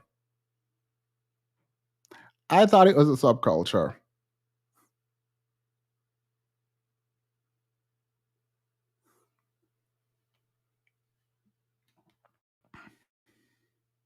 Black Americans who don't want to hear that immediately run to innocence. They rush to innocence. They claim that it's respectability politics to call out these issues in our community. They claim that it's policing Black bodies to call out the low morality and the moral decay in our community. Call it whatever you want. The low morality and decay in our community. I thought this was a subculture, girl. I thought this was, most Black people didn't even meet this. Most Black people aren't in the ghettos. You said this. So how now, if most Black people aren't even in the ghettos and most Black people are above it and most Black people are better than this, why then are you telling us that, you know what, let me move on. If I don't move on, I'm going to get annoyed. I'm going to get even more annoyed. So let's move on. So the passport women's. I don't actually know if this is copyright, but like I'm going to play it. I'm going to play this. I don't know how to introduce this video. I really don't, so I'm just going to play it.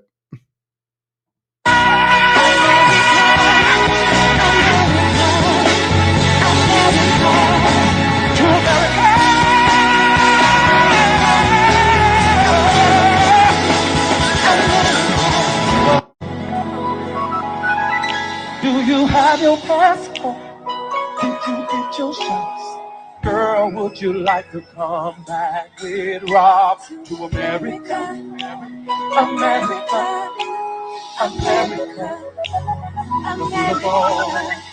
Do you have your passport? Did you get your shots? Who wants to come back with us to America?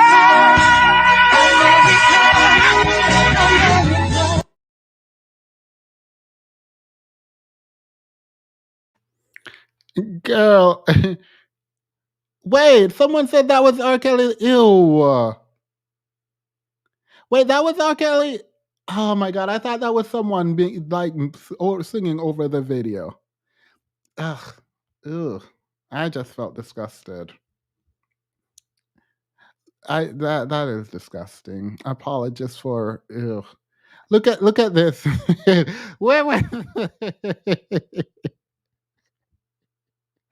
Wait. Wait. He caught on camera. Girl, you got it on camera.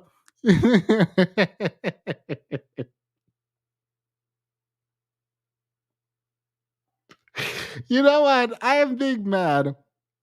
I am big mad. I am mad. Now that I know that's R. Kelly, I can never listen to this again. I can never. I thought I thought this was someone who saw this video and started singing over it. I literally just thought this was a random person with a drum set. That's why I was like, oh, maybe it's copyright, maybe it's not. But I honestly, yeah. So y'all are telling me that R. Kelly got his raggedy self on someone's stage and sung this.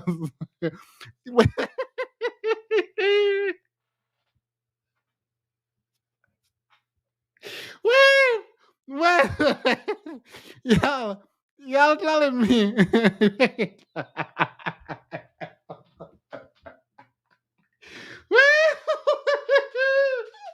Wait, y'all telling me that this was an actual.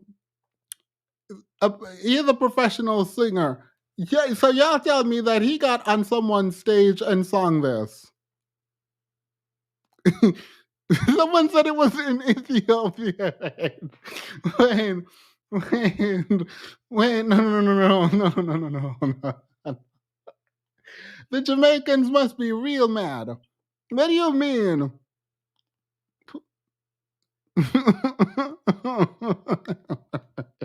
He had to go to prison. I'm glad he's in prison. He had to go to prison. What do you mean? Do you have your passport? Do you want to come back to America?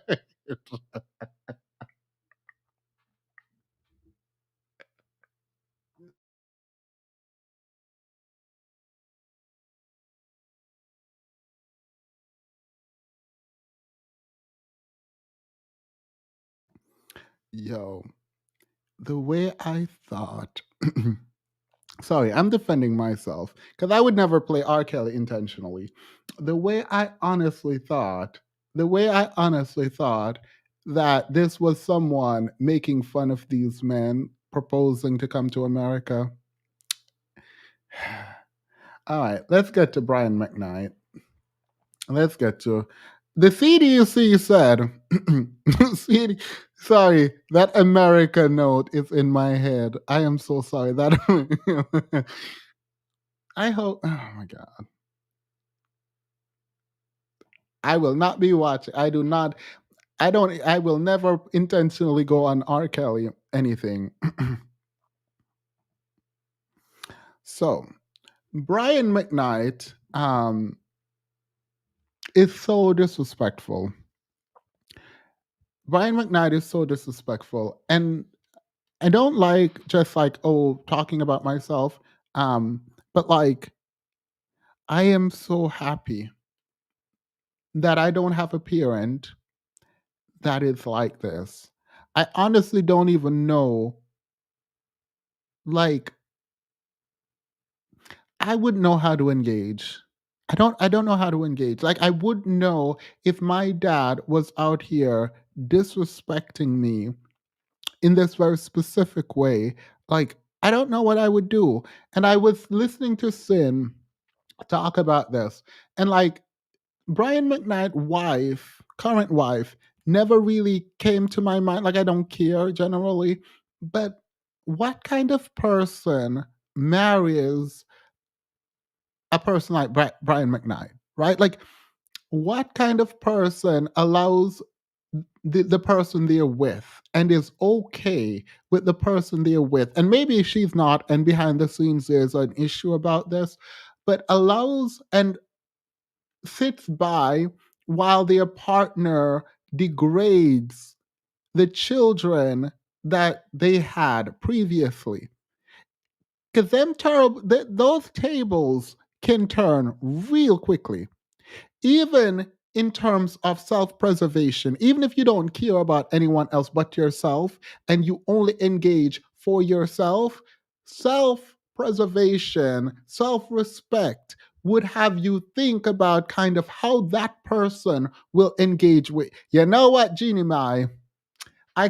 hear me sit up here talking about you should look at someone's history to see how they treat other people, to see how you would engage. That's how normal people would do. And then I think about Jeannie Mai. I think about Jeannie Mai, who ran around, came out here talking about, oh, I'm gonna submit. Sorry. I'm so sorry. This is not funny. This is not funny. This is not, there's nothing about this that is funny. It is just wild to me that Jeannie Mai postured herself against black women. Jeannie Mai sat there and watched this man who did not care about his children, who physically engaged with one of his child, thought, oh, I'm going to marry this man who called himself a thug, and I'm going to have his child, and you know what? Everything will be great because I'm different. And the issue was that y'all didn't know how to submit, but I, Jeannie Mai, know how to submit. And I'm a submit. And that's the difference with you women in her mind. Y'all didn't know how to submit, so I'm a submit. So, yes, there are people who will get a partner, ignore the fact that their partner is abusive, disgusting, terrible people to other people, and think their partner is going to be great to them. So, my bad. I should have thought about that before I said it out loud, but here we are. Let's read this dusty statement. Brian McKnight, 23, says, baby, you are the epitome of what today's. I don't care. I don't want to read it. I'm sorry. Like, my temper is short today, and I don't. My temper real short. And Brian McKnight is not the 1, 2, or the 3. You know how he has that song started back? Brian McKnight is not the 1, 2, or 3. He's just like, I'm not reading it. Unless you think you're better, my daddy had a genie too, right? Like, ain't nobody got time. I'm not reading this. It's not that important. Just know that Brian McKnight is out here celebrating that this is the first time he has been there while the child is being born, which I think he thinks is a read to everyone else, but it just showed that he was an absent father from my voice. Like, ain't nobody got time, right? So, like, all he does is highlight that the CDC was definitely wrong about being the most involved. That's all he did. So, like, I nobody got time. Themis, do not read that. Yeah, no, I'm not going to read it. I am not going to read it. Instead, let's talk about black women on TikTok, black men on TikTok, and black women are for grown-ups on TikTok, and also the black wife effect. Let's do so by starting with Shannon Sharpe. I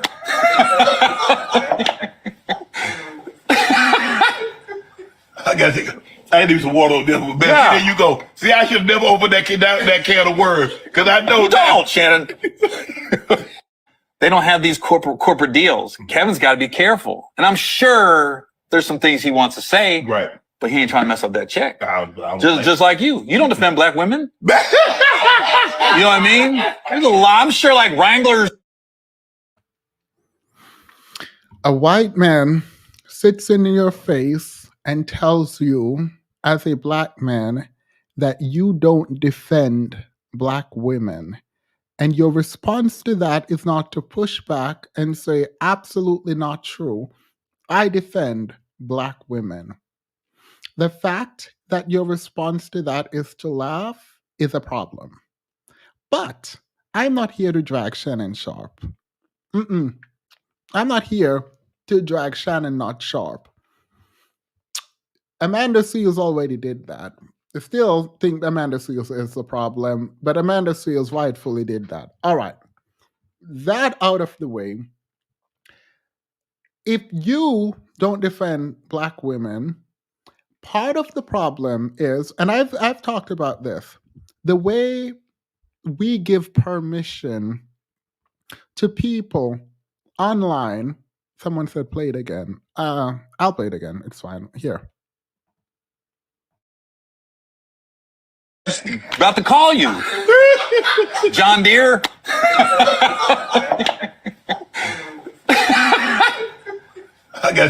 I need some water on this one, man. Yeah. There you go. See, I should have never opened that can of worms because I know You don't, Shannon.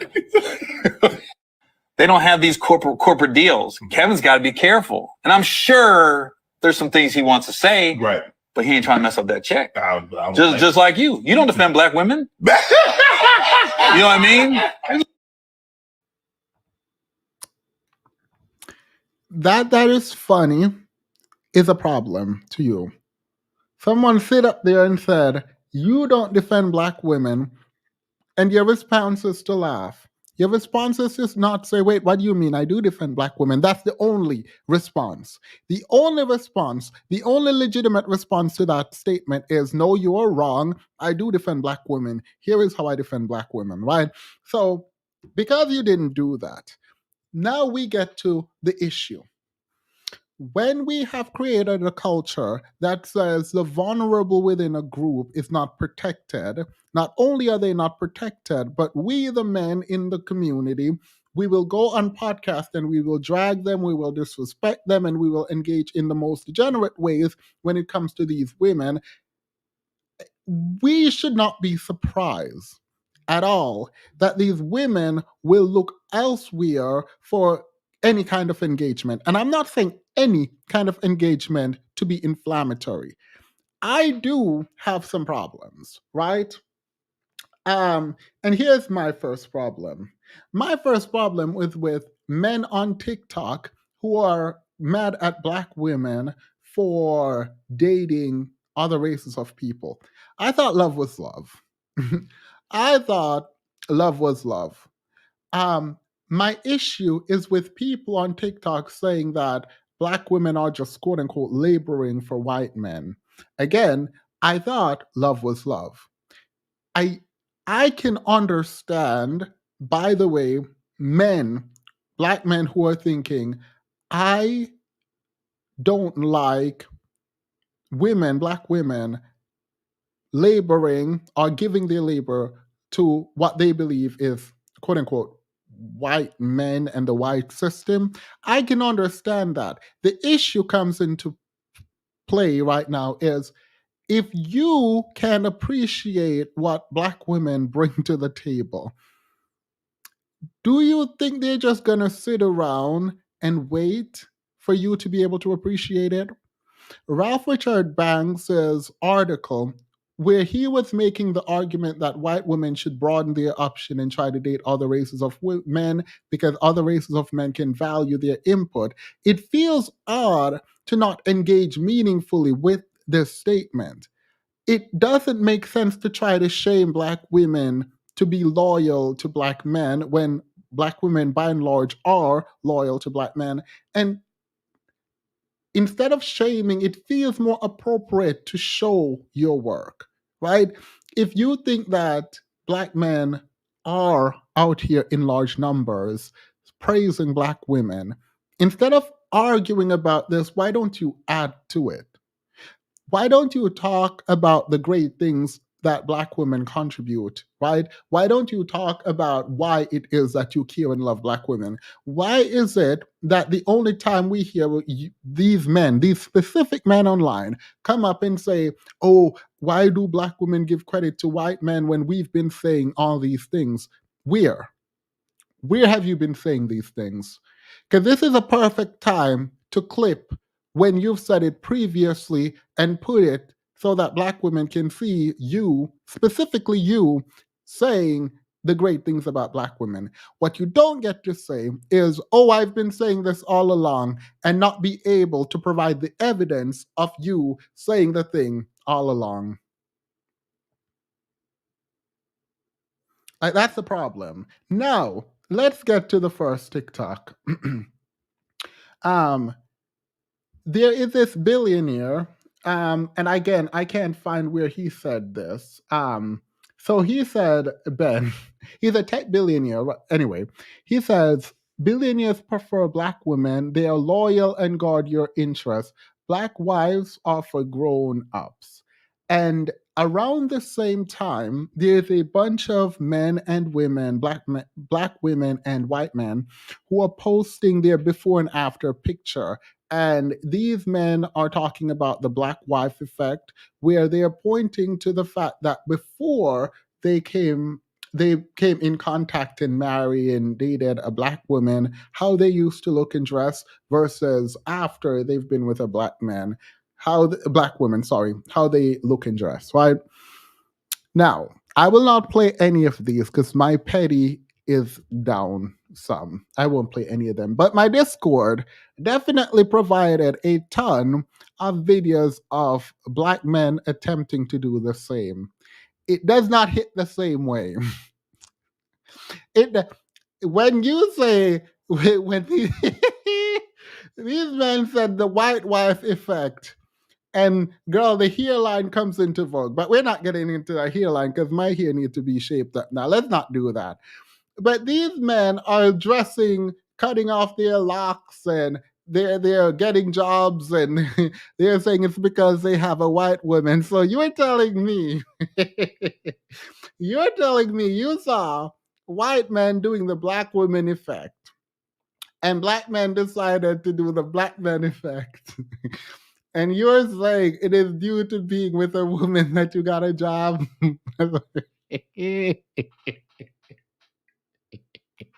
Wait, wait.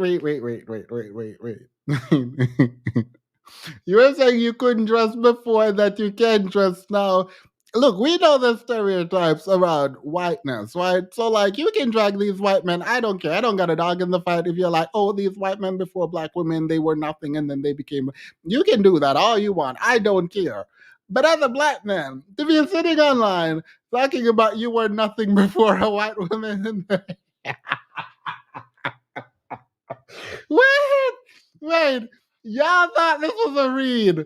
Like, mind you, these women who are doing the before and after are a mess. Some of them are crying and talking about single motherhood and all of that. But like, I'm not here for talking about the women who are posting after a black man. Like, no,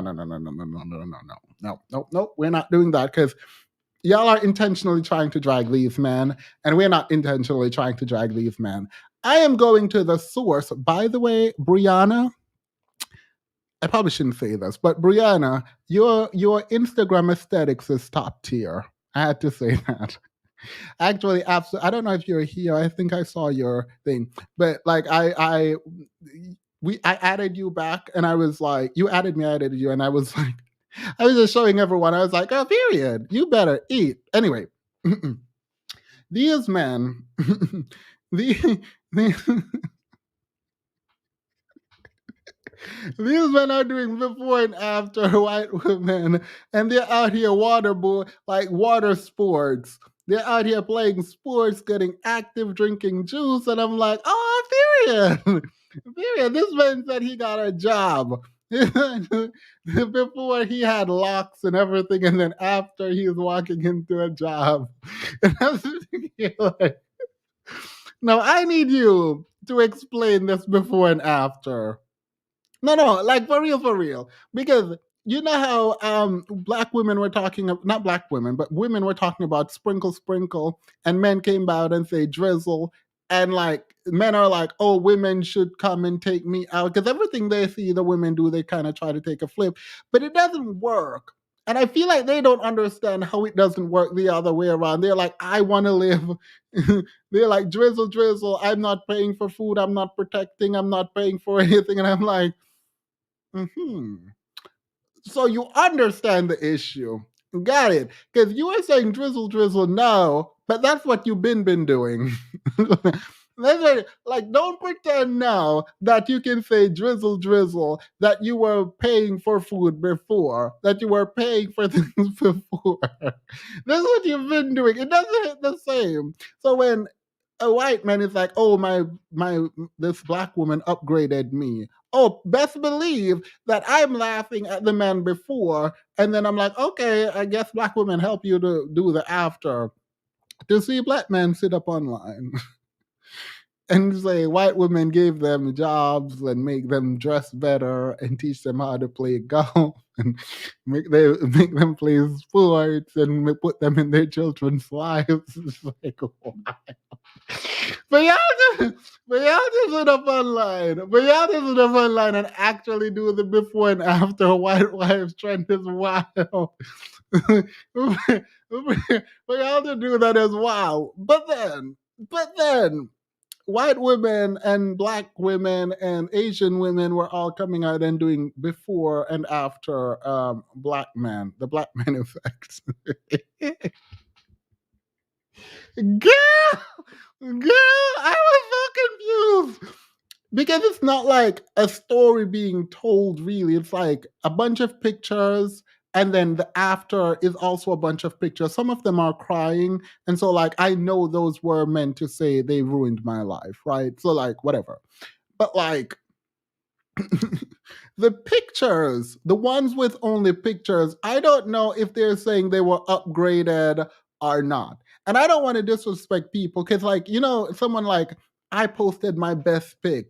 I don't want to be like, that's brave. You know what I mean? Like, if you feel like you're flexing, you're flexing. Because, like, if I go, like, oh my God, I'm so sorry, that's brave of you, you're going to think I think it's ugly or it's not good. And so, like, I don't want to do that. But, like, I need these people to come out and explain. Like, I need an addendum when you do the before and after, because as a black man, I feel disrespected. I feel slightly disrespected. I need you to add an addendum. And it could be a speaking thing at the end or like a comment, like a footnote explaining that this is a good thing and that you like the current you. Because it's not clear to me that you like the current you. It's not clear to me that you're happy with the current you. It's not clear to me that the current you is an upgrade. Like, it's not clear. And like, if you love it, if you like it, I love it. But I just need to know how I should interact. Should I be under there being like, yay, you go, girl, you ate? Or should I be like, I'm so sorry. Like, I'm so sorry you met this person and now this is what is happening to, like, I don't know. I don't I honestly don't know how to react. Let me, yeah, thing show you one. Let me, I don't want to show, let me, don't switch. Y'all gonna get me,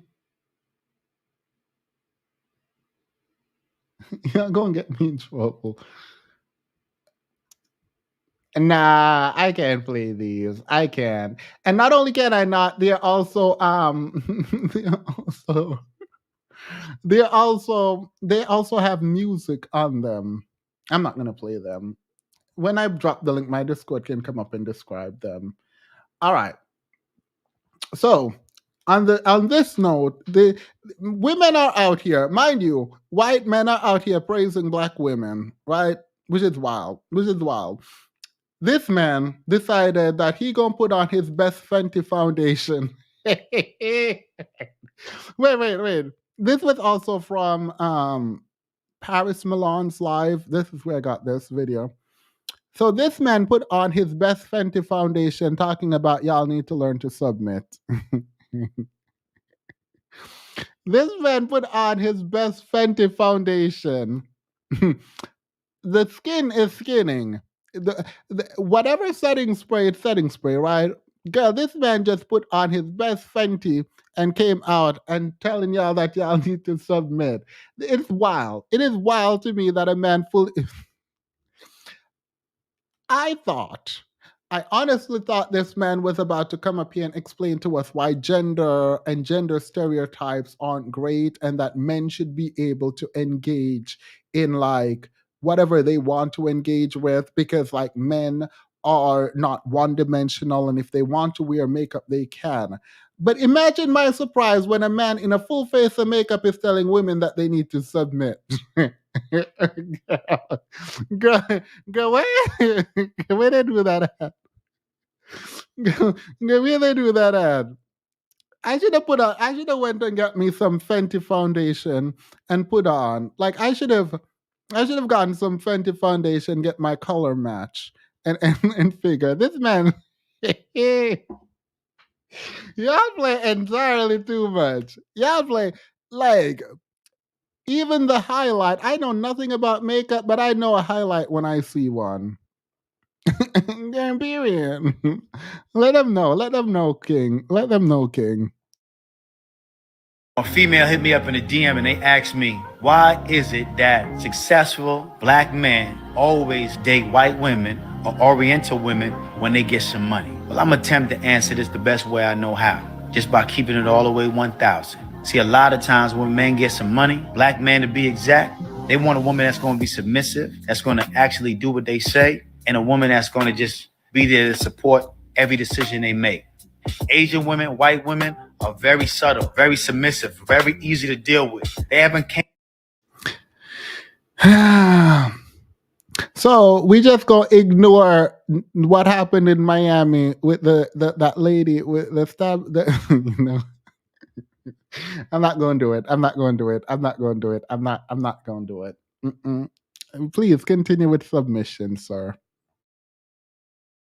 Came up the way black women have came up. And a lot of times when you're dealing with black women, you know, you're going to deal with some kickback. They not just going to do whatever the fuck you say just because you making the bread and butter. When a man get power and when he feels like he's on top of his game, he's on top of the world and he got some money, you can't tell him nothing. His ego's to the roof. The white woman might deal with that type of shit because she just happy to have a black man. She feel like she got her a token nigga. So she's going to follow his lead and do whatever he says, because they just happy to have a black man by their side. Black women, they've been dealing with our bullshit for years. So when we get some money and we start to act a certain type of way and be demanding, they not gonna put up with that bullshit. That's why it's always that combative type of relationship with the black man and the black woman, man. The black man been suppressed all his life. The black woman has been suppressed all her life. It's passed down to their generation and their bloodline. We don't want to feel oppressed in our relationship. Instead of him trying to figure out and deal with the black woman and communicate with her on a certain level, he say, forget that and get him a white woman and keep it moving. I'm not saying he's right or wrong. It is what it is. They grown ass adults. They can do what they please. So white billionaires allegedly are out here saying that black women are for grown-ups and billionaire like grown white black women because black women are loyal and they protect your interests. Black men are saying they want someone to submit.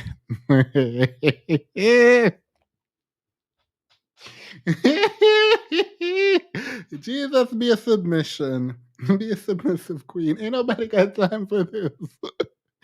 Like, I'm sitting here like, so on one hand we have white men talking about after black women they become these amazing people black women are helping them build or whatever. Billionaires are talking about being with black women or whatever, right? And black men are saying they want someone to submit. Now I actually have to do my personal story.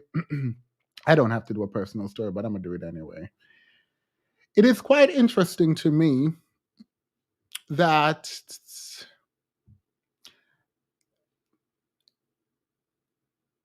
I've spoken about Vanessa on here a lot, right? I don't know if this is what these men, specifically these men, mean.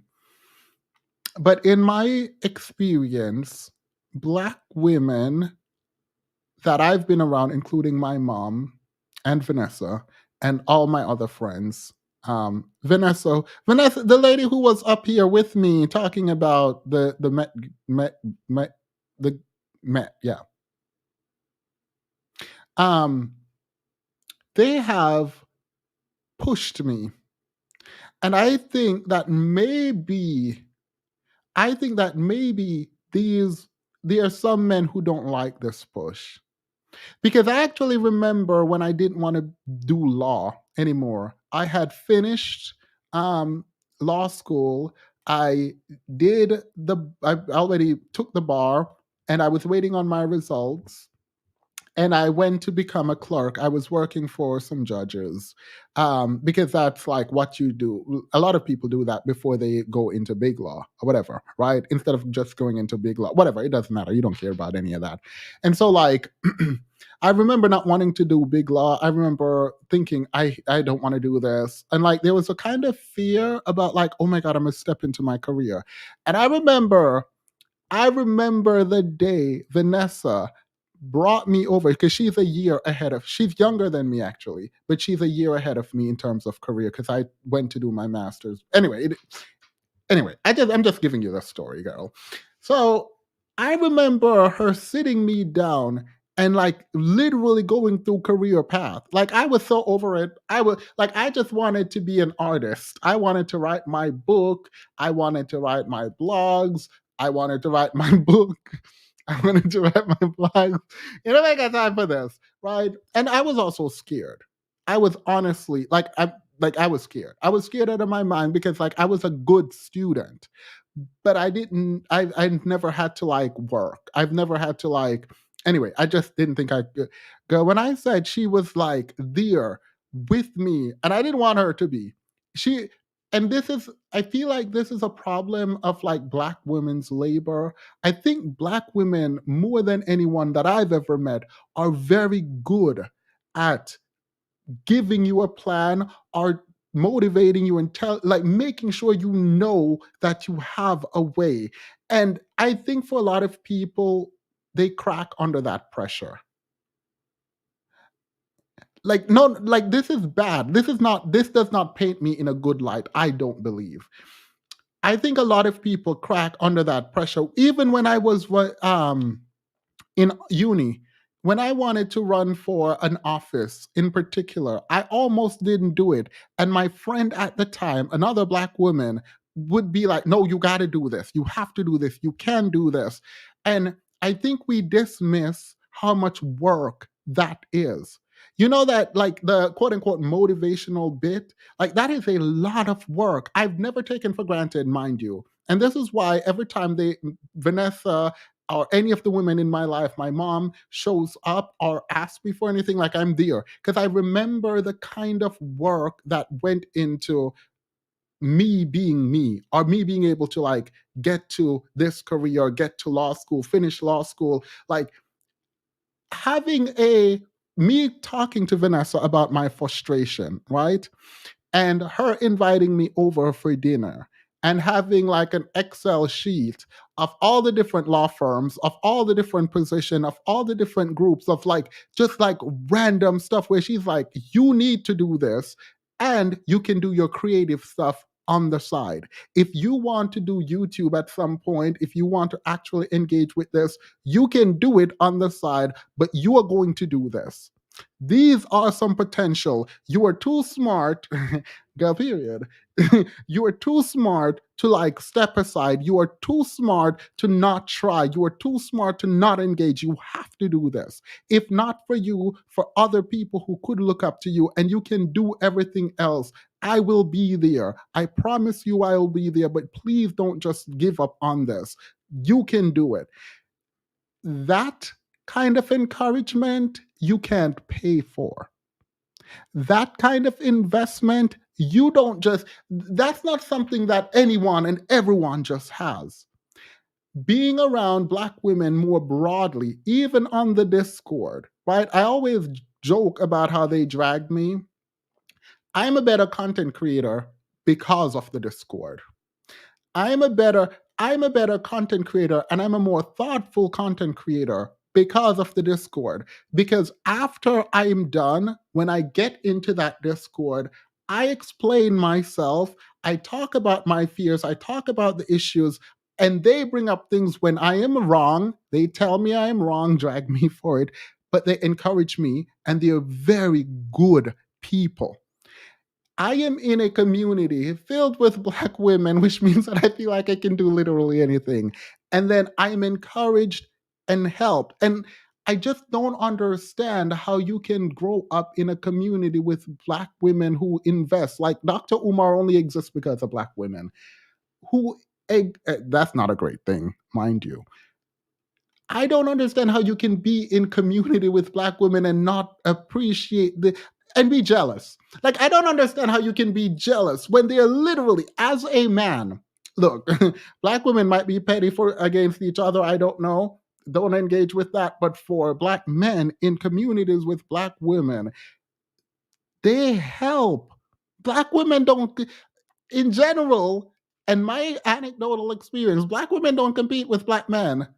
They help. They help. Like there are people who have been not been able to do what they want in life, who have seen me and said, I can help you. I want to help you. I don't understand it. I will say something. Let me not, because I don't. The thing is, I don't want it to sound like the Discord is just a lot of black women, because Kenny's in there too, but it's mostly black women, and that they are like doing anything for me. They encourage me, and I do hope that I give, even on YouTube right now, I do hope that I give even a little of that back. Even a little of that back, like the need, like it feels like we should have this need where we are like, it is time to give back. It's time to help. Like it cannot be a one-way street. Like it can't just be black women pouring into black men. We also have to pour. I promise you, if my mom or Vanessa need me, I am there. I don't care what it is. I don't care what it is. And I don't feel like that is usually reciprocated. I don't feel like the work and energy and time that is poured into us as black men is respected in its right way. And it's given, like, I don't know. Like, this is so bad. This man is up here online talking about why black men don't want black women and black women aren't submissive and why they're going to white women. And then they don't understand how white men are praising black women, because these men are appreciating the natural beauty and amazingness that comes with proximity to black women. And y'all taking it for granted. When it's withdrawn, it's going to suck to suck. When it's gone, because people call it labor and they call it whatever, it is a lot of work. It is a lot of work. And I don't think it's sustainable. I don't think it is possible for women to continue to pour into someone who is just taking. Like, if you're just taking and don't pour back, at some point, these women are going to stop, or they're going to be empty.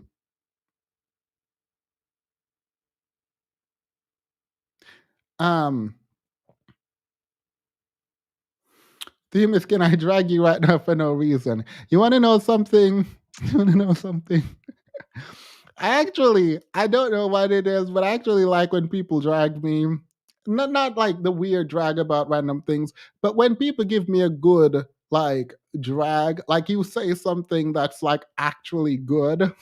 Wait, like if I'm getting dragged and like you're hitting the right points, I may never talk to you again. But if you drag, like I'm like, period, period. I will watch. I had the very unfortunate reality of being dragged on YouTube for a while by a bunch of men, and none of y'all watch, which I was very grateful for. And I would watch them, and I would laugh and enjoy myself, eat my popcorn while they drag. And like I sent one to my mom one time, and that made me so angry because she was so sad and she was so fearful and she was like really in her feelings. So I never sent it to her again. But I do watch it. I do. I will watch and I will laugh with you. 50 Cent explained it. Since they grow up around us, they take it for granted. They are entire. Yeah. Yeah. Yeah. No, I definitely. I feel like it's low level. Like the women dragging me, I don't like. I'm like, period. But like, there are people. If you disrespect me, like, I'm not gonna bawl and cry. Which we're gonna get into politics right now. I'm not gonna like. No, you're not gonna see me cry because someone I don't know don't like me. Absolutely not. However, I will block you.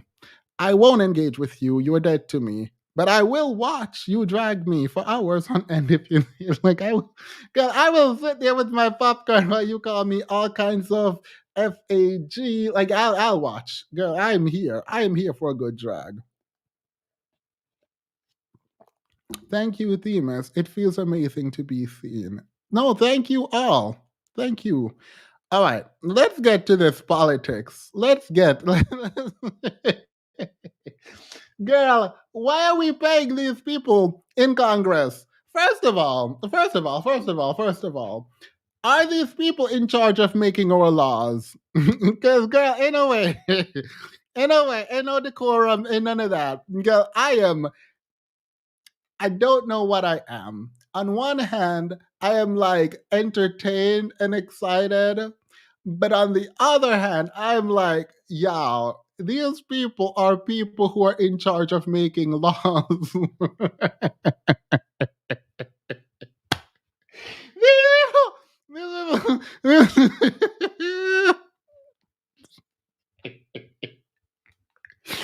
Oh my god. There's some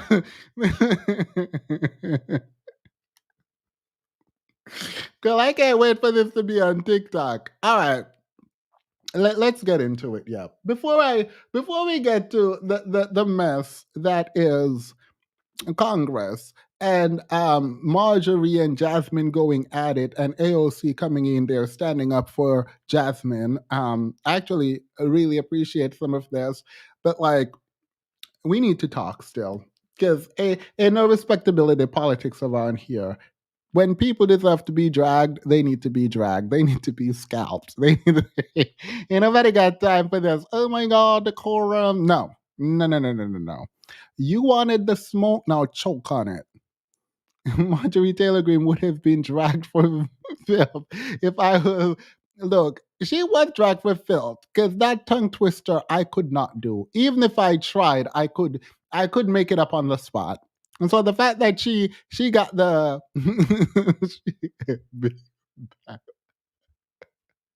the fact that she got the 6 Bs, the fact that she got the 6 Bs ready and locked and loaded, the fact that the fact that she was locked and loaded with 6 Bs ready. Girl, where you come on? How you sit up there? How you gonna sit up there talking about bleach blonde, big butt, butch built? Wait. Beach blonde. Beach blonde. Beach blonde, bad built.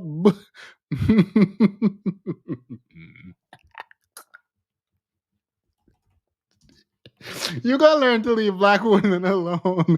Y'all gonna learn to leave black women alone. Y'all go.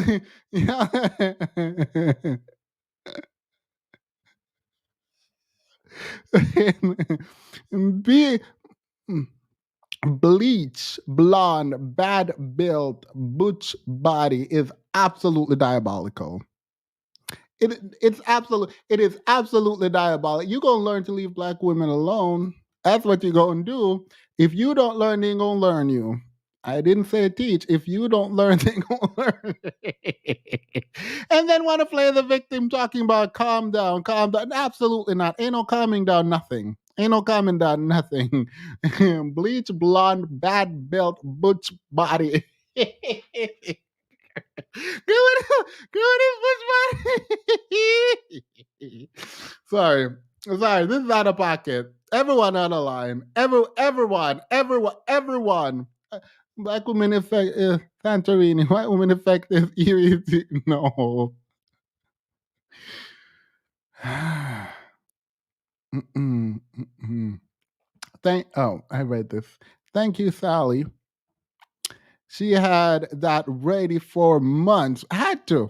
You're not gonna convince me. She just made that up on the spot. Ain't nobody gonna convince me. She just made that up on the bleach blonde, bad built, butch. This is a problem. These are our elected officials. You know I can't say this. You know I can't say this more than 3 times.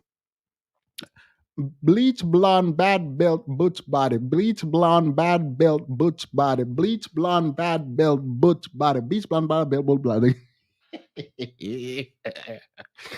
Girl, the way I would have slowed it down, I would have been like Maya Angelou up there. Well, be I would have slowed it down for that. You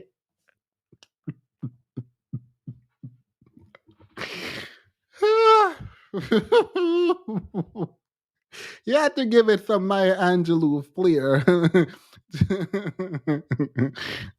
Voila. Bleach blonde. Kidding, I can't. Let me stop. Sorry. All right. Let me get to.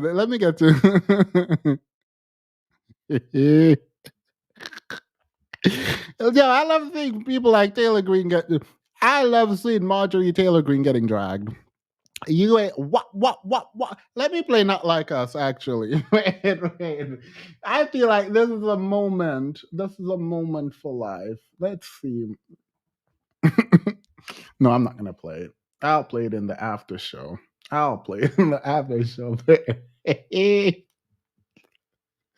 Girl. All right. The congressman said, "Say that again." Oh no, that man beside this, the chair, the man beside the chair knew exactly what was up. He could not stop from laughing. Before I get to that, actually, I forgot I had this. Blah blah blah. Joe Biden and what's his name? Donald Trump, are talking about they going to a debate now. All right, girl.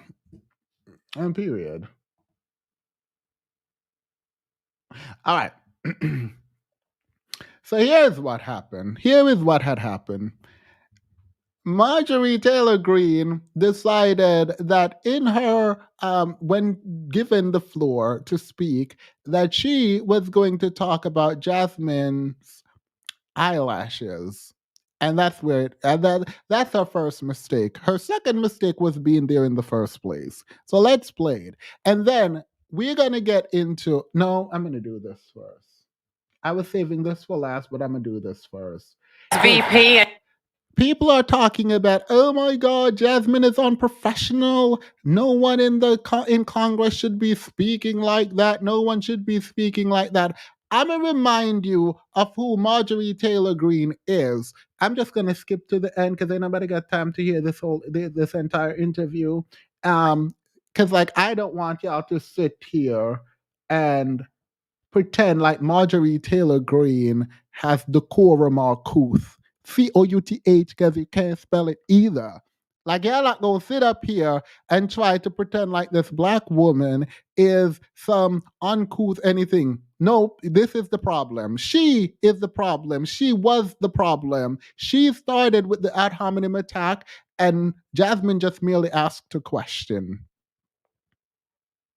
Amy Huskin was dead. Yep. No, why don't you go talk about Jewish space lasers, and really, why don't you fuck off? How about that? Thanks. Thank you very much. So that is the woman we are talking about. I don't want to hear it. I don't want to hear any of these conservatives out here whining and crying about what Jasmine did and it was out of pocket and blah blah blah blah blah. No, this woman was out here cursing out reporters. So anyone uncouth is her. So let's start there. Let's start there. If you're conservative and you're mad, you're gonna be mad. You're gonna be. I ain't cared about your feelings before. I'm not gonna start caring about it now. All right. So here's what the Marjorie had to say, and she thought she ate. This is Ms. Green. I'd like to know if any of the Democrats on this committee are employing Judge Merchan's daughter. Please tell me what that has to do with Merrick Garland. Is she a porn star? Oh, Goldman. That's right. He's advising. Okay. He's advising who? What? Do you know what we're here for? You know we're here about AG. I don't think you know what you're here for. Well, you the one talking about. I guess I you still think your stuck in the fake courtroom. eyelashes are messing up. No, what you're ain't reading. nothing. Hold on. Listen. Order. She said, I think your fake eyelashes are girl, I don't care. It's on. It is up and it's stuck. You are upset that you're getting questions and you're talking about this woman's eyelashes. Okay. So AOC actually stepped in first. And I was like, you better go AOC because I didn't expect you to do this. So AOC was the first one to step in. Let's hear it. Okay. Ms. Green agrees to strike her words. I believe she Chair was recognizes apologizing. No. Mr. Perry. Okay, hold on. Then after Mr. Perry's going to be recognized, then Ms. Green I'm not has 4 minutes and apologizing. 21 Well, seconds. then you're not striking your words. I am not apologizing. Now let's go. Come on, guys. Why don't you debate me? Mr. Chairman, the I minority. think it's pretty self-evident. You're not. Yeah, you're not. Out of order. You don't have enough You're out of order. intelligence. Chair recognizes Mr. Perry. Okay, move to strike the. I'd like to I move to strike strike those the words lady's as well. words. I would like The lady's words again. That's 2 requests to strike. That's 2 requests to strike. Oh, they cannot take the words. There's another motion to strike her words again. Please All right. get Okay. your members under Here's the control. correct apology. Ms. Green, do you agree to unanimous consent to strike your words? I repeat again for the second time. Yes, I'll strike right. my words, That- but I'm not all right. apologizing. Without objection. Not Chair apologizing. So after she talked about this lady's eyelash, AOC stepped up. Allies stepped forward. Allies came forth. Allies was speaking. AOC stepped up, and I appreciate that she spoke up and said, you need to apologize. It's not just about striking this from the record. You need to apologize. Marjorie was like, girl, I ain't apologizing. I said what I said. I don't really care. It is what it is, right? We are on the Andy Cohen show right now. This is Real Housewife of Congress. This is full-blown chaos. Real Housewife of Congress going in. All right. AOC wasn't done, though. So let's continue. How dare you attack the physical appearance of another person? Are your feelings hurt? Her words down. Oh, girl, baby girl. Oh, really? Don't even play. Baby girl? I don't think we are gonna move and we're gonna take your words down. I second. Okay, so when it comes to like attack, AOC really tried. How dare you attack the physical appearance? How dare you attack the physical appearance of another person? Are your feelings hurt? Her words down. Oh. Okay, so AOC was cooking right here, right? AOC was cooking. The problem here is the next statement. When she said baby girl, oh girl, like it just didn't hit, right? She tried, like I'm here for it. Like it is a 1-2, but you know AOC wasn't really. Look, I love an ally. I love when an ally step in and step up, right? So like girl, period. But the baby girl, the next statement right now that you're going to hear, it didn't really. Someone said it hit for me. It didn't hit for me. As a person who is studying and trying to do like my little idioms, and I keep messing them up, and like my certain kind of speech, I'm trying to incorporate different speeches. I know when it hit, and I know when it didn't hit. AOC girl, you tried, and I'm here for it.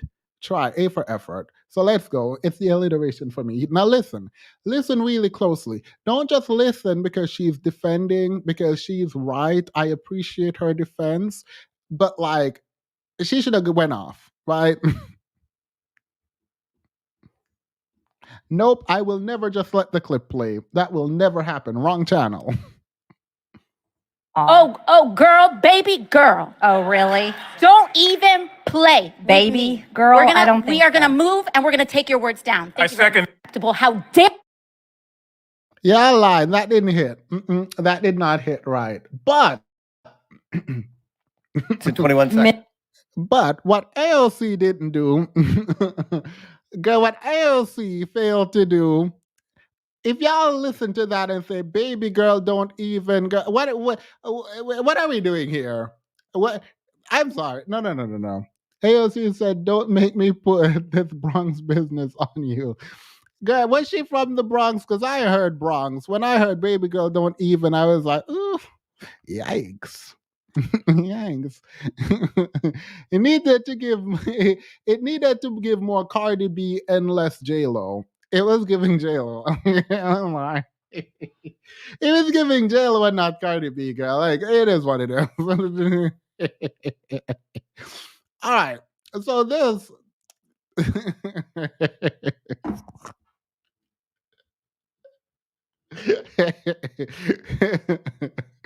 this is love and here, girl, period. So this is Jasmine. Jasmine is like, all right. AOC, you tried. Let me step in real quick. Ms. Green, for 4 minutes and 21 seconds. Mr. Chair, point of order. Who? My bad. Coco, my bad. I stand corrected. I didn't think of this. I did not think of this. And I do it so often that the fact that I didn't think of this is a problem. I did not think of this. I now contextualize this differently. AOC, you ate. I'm glad you came in and stood up for this woman. I'm glad you came in and stood up for Jasmine. I didn't think of this. She caught herself. Yeah. The language starts faltering when you're like, oh my God, where am I? I need to like compose myself. Yeah, thank you. I appreciate that. Contextualized, I got it. Thank you. Contextualized, I got it. AOC, thank you for your service. AOC, thank you for your service. Ms. Green, for 4 minutes and 21 seconds. Mr. Chair, point of order. Who's? It's me. Ms. Crockett.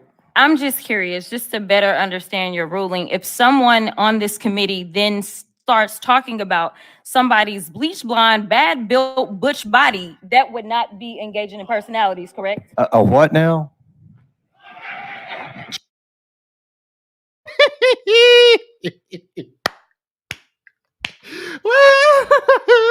Look at her.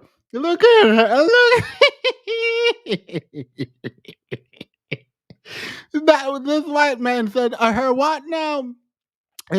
Look at Ruskin. Look at Mr. Ruskin right here. Look at him. When he's when Comer is like, what now? Look at what he does. Look at what Ruskin does. Just keep your eyes on him. Keep your eyes on Mr. Ruskin here, please. Girl, I was shook. I wasn't ready. Bad built butch body, that would not be engaging in personalities, correct? A what now? Chairman, I make a motion to strike those words. I don't think that's Hold on. I'm trying to find clarification on what quality. Chairman, motion to strike those. Look at Got him.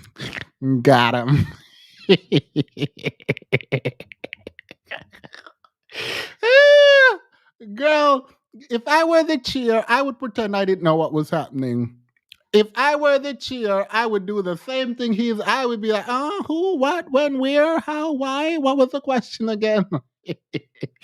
Well, just watch him. I'm a replay because period. Chairman, I make a motion to strike those words. I don't think that's Hold on. part of it. I'm trying to find clarification on what quality. Chairman, motion to strike those words. I had no idea what you just said. We're not gonna do this. Look, you guys earlier talking about somebody's bleach blonde, bad built butch body, that would not be engaging in personalities, correct? A what now? Chairman, I make a motion to strike those words. I don't think that's Hold on. part of it. I'm trying to find clarification on what quality. Chairman, motion to strike those words. I had no idea what you just said. We're not gonna do this. Look, you guys earlier literally just you just voted to do it. Y'all did it first, so you don't voted to do it. Order. I'm trying to get clarification. Look at calm down. calm No, down. because this I is would what like y'all to get do. through proceedings. So I'm trying to Miss get Crockett, clarification. you're not Y'all wanna recognized. play Miss games. I can't hear Crockett. you with your And you yelling. don't want me Calm to down. Be, Can no, you please calm don't down? tell me to calm down. Calm down. Because y'all Please talk calm noise, down. and then You're can't out of take control. Because if I Look, come, Chairman, if I can come we and send her talk outside to shit take a about break her, for 5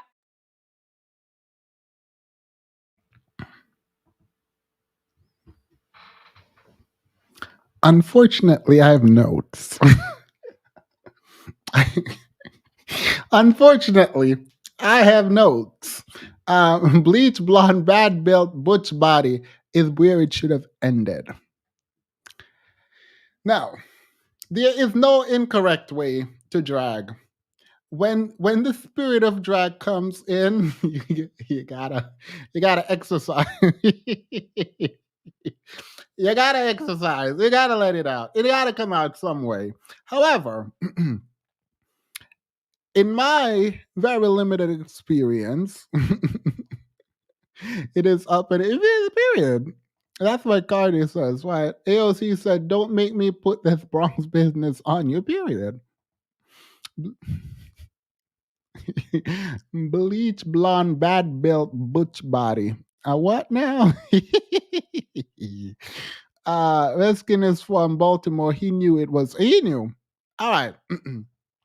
So, when people are antagonizing you in a professional space, there are a couple of ways you can go around it. The way she did it, I love. I don't personally do this way. The reason is because, again, if you attack overtly and I become defensive, it feels like I'm giving you what you want, right?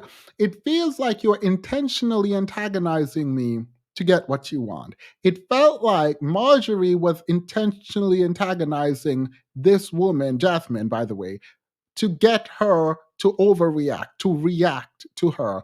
Why would you point out her eyelash? You wanted a reaction. You definitely wanted a reaction.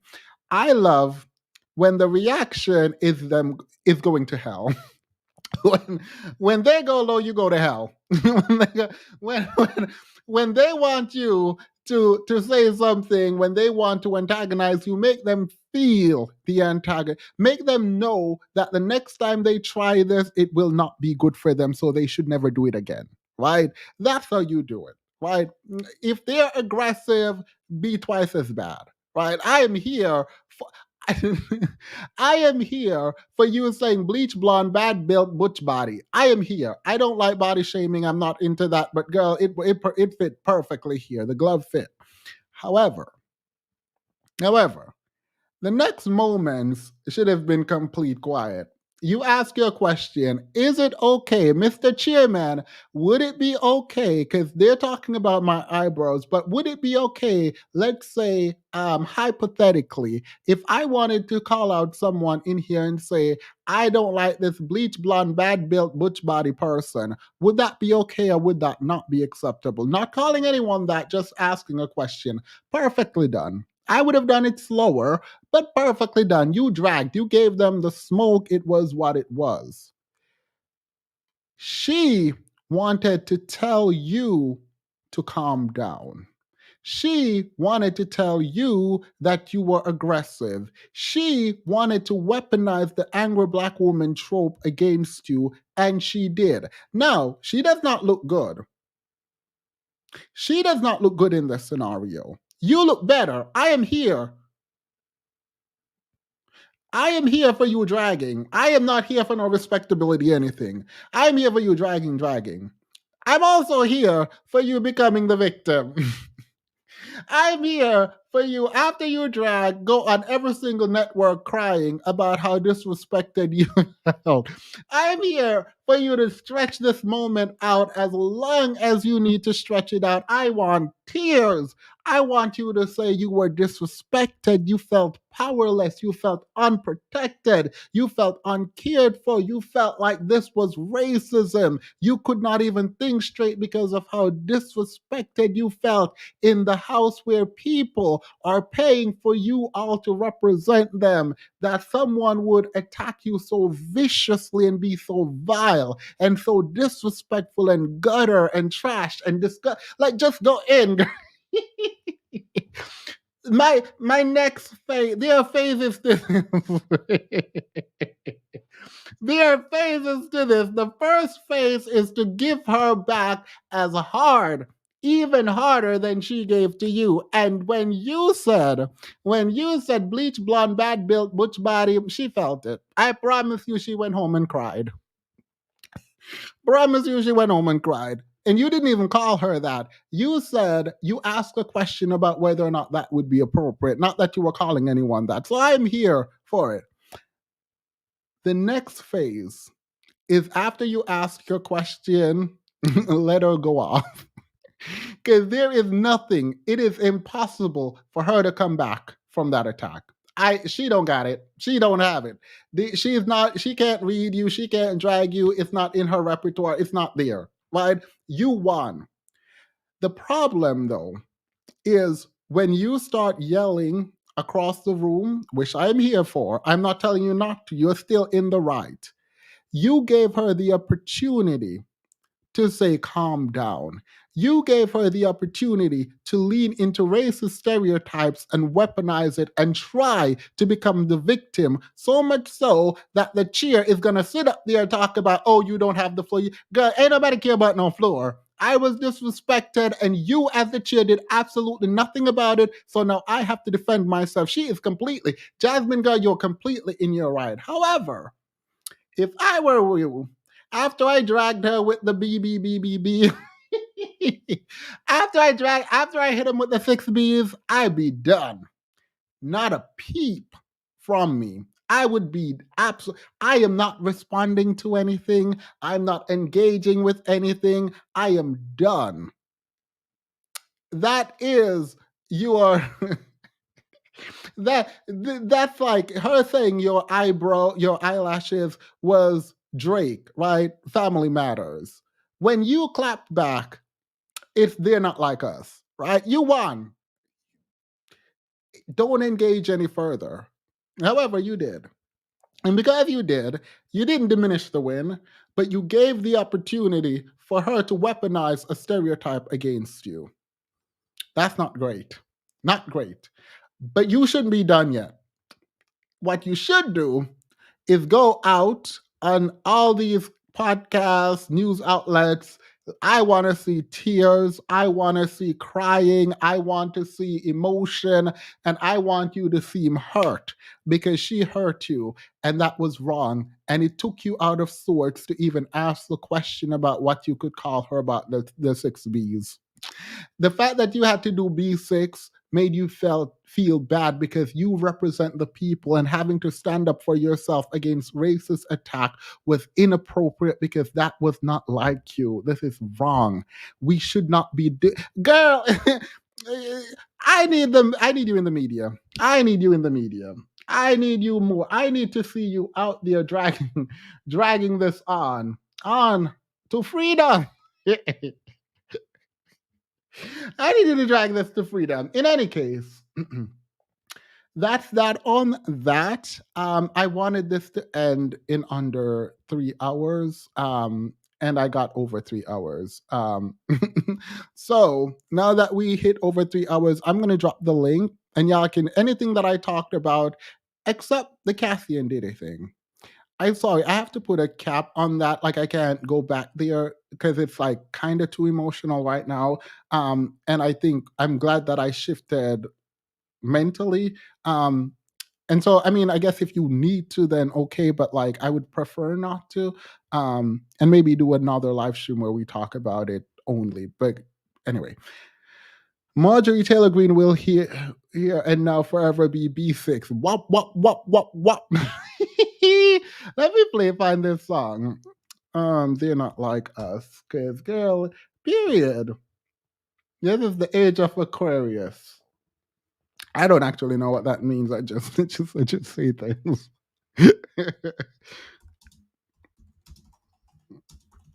All right. So you guys can come up and talk about whichever of the topics we spoke about. You all can come up and talk about that. It is going to be a panel discussion in the after show. So whatever I spoke about, y'all can come up and add your 2 cents. Sort of like when Maxine Waters were like reclaiming my time. Period. Period. This is her moment, and I would stretch it out. All right. Thank you all for being here. You all don't have to stay. We are going in the after show where we do a panel discussion. Anyone who want to come up, anyone, you can come. If you want to defend someone, if you feel like Marjorie Taylor Greene was correct and you wanna defend her, come up. I'm kidding. You can come up for any reason.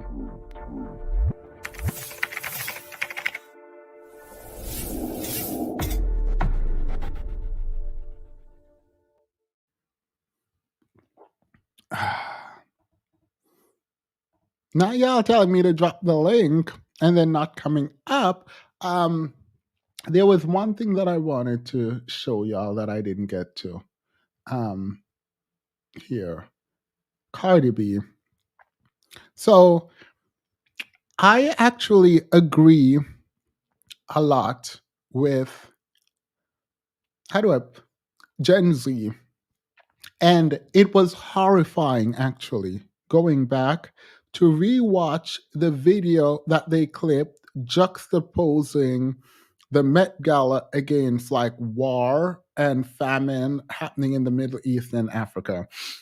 And I'm pretty sure it was Congo. They didn't tell me where these images were coming from when it came out of Africa.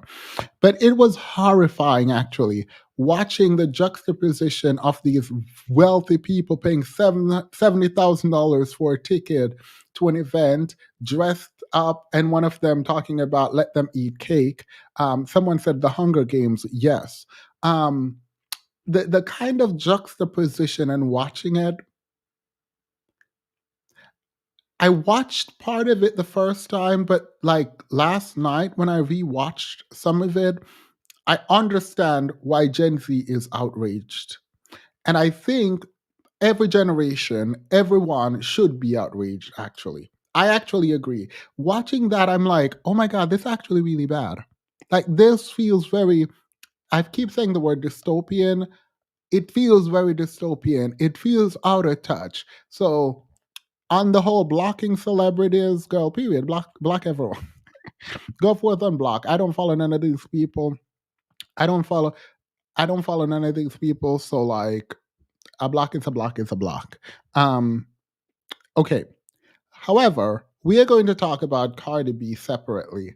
And I'm fascinated not with celebrity and celebrity culture, but PR specifically, and how psychology is used and how brands are created and brands maintain relevancy and how individuals become brand themselves, right? And the kind of power these brands and imagery have for everyday people. I'm actually quite fascinated with that. And I don't think I've ever talked about this to you all. I think I did with Taylor Swift, that I'm fascinated by the way that Taylor Swift captures the attention and currency that comes with that attention from the white population, and what they can project onto like this basic with this person, right? I'm fascinated by this. I think it's important to know. I think it's important to understand and all of that, right? So Cardi B's brand is pretty in your face. I tell it as it is and vulgar. It is what it is. It's pretty vulgar. Like, ain't nobody going, whatever. So when she went to the Met and she did not know who her designer was, this is what happened. And there is a fallout behind this that kind of speaks to how ill prepared this woman is for the status that she now has as a celebrity. How educated, not in the formal sense of the word, but sort of the situational and status sense of where she is located as a celebrity, how uneducated she is about where she is. And the question then becomes, how does she get there and maintain this kind of celebrity and status without ever understanding anything? Because here's an example. The Met Gala is a showcase of pure ego and wealth. And that's what it is. Ain't nobody gonna tell me anything differently. That's what I think. Hey, adventurers. You're muted. Hey, Themis. How are you? I'm good. How are you doing? Doing well. Let me get through this and please feel free to jump in at any point. Awesome, awesome. Sounds good. Thanks.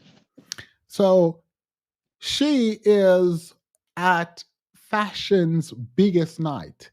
While the celebrities are there and they're drawing attention, it is about the clothing. It is about the theme. It's about how you look. This is about the people putting together the outfits insofar as you should know who put together your outfit. And so when Cardi was asked, who designed your dress? Who are you wearing? She did not know. This is actually on its own disgusting. You should know. You should have been working with the designer. You should have been speaking with the designer. This should have been a collaborative event. And it looks like you just picked up a dress, threw it on, and that was that on that. And so listen to the way she. This is so wrong. This is so wrong. The way she attempted to not answer the question, and then the question was re-asked, and then she described the she described the designer instead of stating the name is wild. So let me play. So yeah. But you feel amazing. Who made this? I feel amazing. It's this amazing designer. They're Asian and everything. So yeah. But you feel amazing. This lady said they're Asian and everything. The Asian and everything is diabolical and nasty work. I am so sorry. I am so sorry. She is wrong. This, however, and this is the thing, being wrong, doing wrong is not the end, particularly when it's not that big of a deal. It's juxtaposed against a bunch of ills in society, right? And a way to come back from this as a PR person, I'm not really a PR person, I just fancy myself as such. If I were her, I would come out and I wouldn't disrespect the Met if I wanted to go back. But I would highlight that I felt it was sad, obviously, that I forgot the name of my designer or I didn't know how to pronounce it. But leading up to this actually has to be true. You can't just say this. I need to note this importantly. You don't get to just lie to get out of what you're doing. You need to actually have believed this. But for someone like me, I would be like, girl, I didn't remember the designer. I am so sorry. I want to be apologetic. There was so much happening. I was focused on real things in life.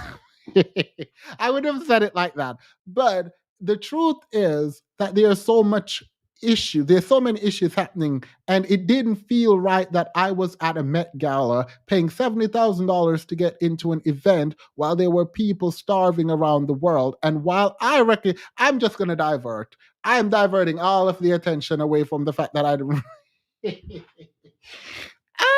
That is so wrong. That's not what she did. To say she, like, I'm sitting here and I'm thinking, there are so many reasons why you would have forgotten the designer or not feel it was appropriate to be there or whatever. But like, it has to be real. Anyway, the ex-director of Vogue actually spoke out against Cardi B. And I thought this was wild and wrong. I thought this was wrong of him. This was diabolical and this was not okay. He says, for the record and recognition, and no thanks to Cardi B, the designer of the gown is Sesson Lee, who's Chinese. The gown took 2 months to make. I personally think it's boring and not even on theme, but she chose it and should have at least remembered his name and not just that he's Asian, right? You can be frustrated as you want to be, but this is absolutely unprofessional and out of pocket and out of line. This is so disrespectful, not just to Cardi B, but to the designer and to the entirety of the organization that you were once a part of. The fact that you are going to speak out in this way and disrespect all parties, and by virtue of you being associated with Vogue, you also disrespected the former employee, the former employer, Vogue. This is wild. I think this is disgusting. However, Cardi B came back. And however bad I thought this man was, however bad I thought this man was, Cardi out of line. Cardi out of line. Cardi is out of line and out of pocket, out of touch, no cool, no understanding of anything. The fact that Cardi is leveraging her celebrity in this moment as opposed to apologizing is wild to me. The fact that she is like, I don't understand what is wrong with apologizing when you're wrong. I don't understand what is wrong with taking ownership when you're wrong. Like, I don't get why your ego has to be so big that you decide to dig the hole deeper and weigh your celebrity against the Vogue and the integrity of the Met. Like, there maybe there's no integrity there. But the fact, go ahead. Famous, can I say something? Oh, please, definitely. I don't blame Cardi though. Like, and the reason why I don't blame her is because it's a behavior that we have allowed as a community for so long from her, right? We've always made excuses as, oh, it's just Cardi being Cardi, or not really having or giving her any repercussions for her actions. So it's something that she's accustomed to doing and laughing off. So it's just become part of her persona, right? So not only she's losing majorly, she's never going to learn a very important lesson that people have been trying to teach her for a very long time, right? So Yeah, I can't really blame her. so I understand why you just said that, which is actually, I can't really blame her, which is slick. But I blame her.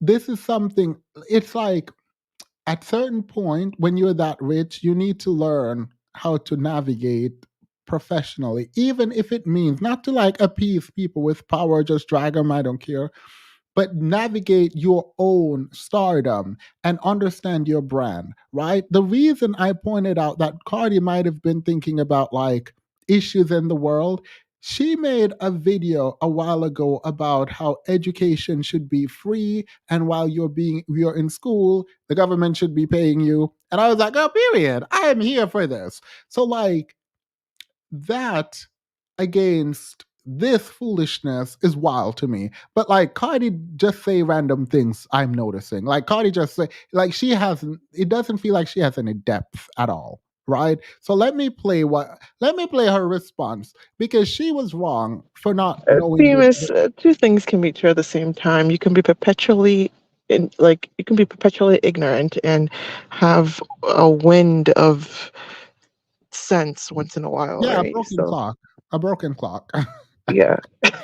But on one hand, she was wrong. You can't go to fashion's biggest night and know nothing about the person who created your gown outside of their race. Two, the ex-director coming out speaking that poorly is absolutely wrong and unprofessional. And three, this. Listen to this foolishness. First, when I was on the carpet, I was very scared because the dress was supposed to be like on a little podium, and I've been practicing how to pose on the podium, but at the carpet I wasn't allowed to use the podium, so I had a lot of things on my mind, and I was being rushed to the front of the line. So when I was getting interviewed, I kind of forgot to pronounce the designer's name because his name is a little bit complicated. So I was like, damn, how to pronounce his name? Like my mind was just racing. I think the former director of Vogue, he got offended because I said Asian designer. I said Asian designer because I know that the designer was Asian, but I wasn't sure what nationality the designer was. And I feel like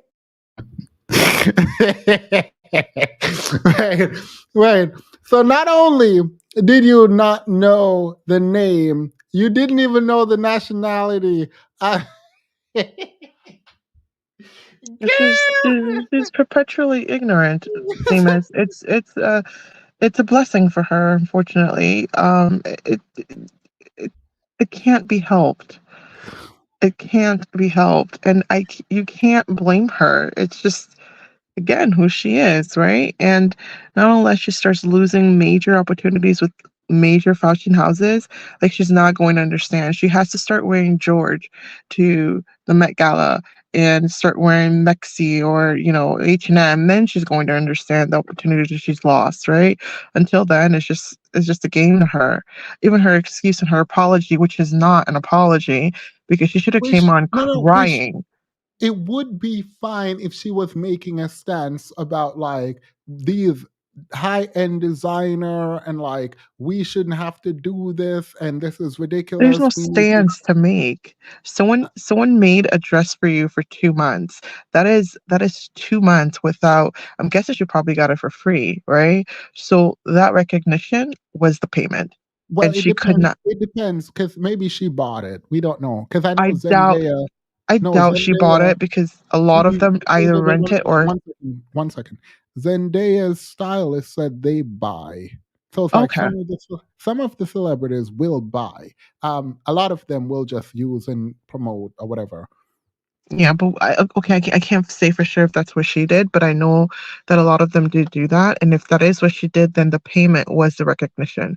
And if she did pay for it, I mean, you're in a field where recognition means more than money in certain instances, and that was one of the instances.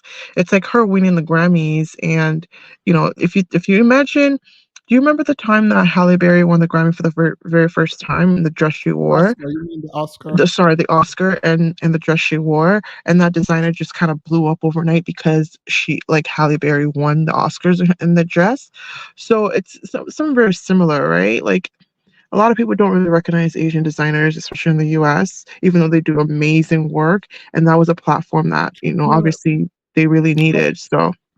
Yeah, no. I agree. Someone who put that much work into and labor into something to give to you for you to wear at the event where they will be recognized, you need to recognize them. Like, period. So, like, I'm with you. But I'm saying that Cardi can't even claim that this is a stance around like anything. She just didn't know the name. She didn't care. And she was disrespectful. So like the fact that she doesn't even know what country this man is from is wild. And the fact that she admits to not knowing what country this man is from, and that's why she just say Asian generally. It's a little racist as well. Like, it's dead wrong. Cardi dead wrong. And like, for people saying that it's a mistake, it's not a mistake. Like, you get asked, that is one of the questions. It could be a mistake. I don't buy it. I'm sorry, I don't buy it. Wait, that is one of the questions, Themis. That is the very first question they're asked. Who are you wearing? Yeah, it's like she forgot. She forgot. That's not an excuse. It is an excuse. I think it's an excuse.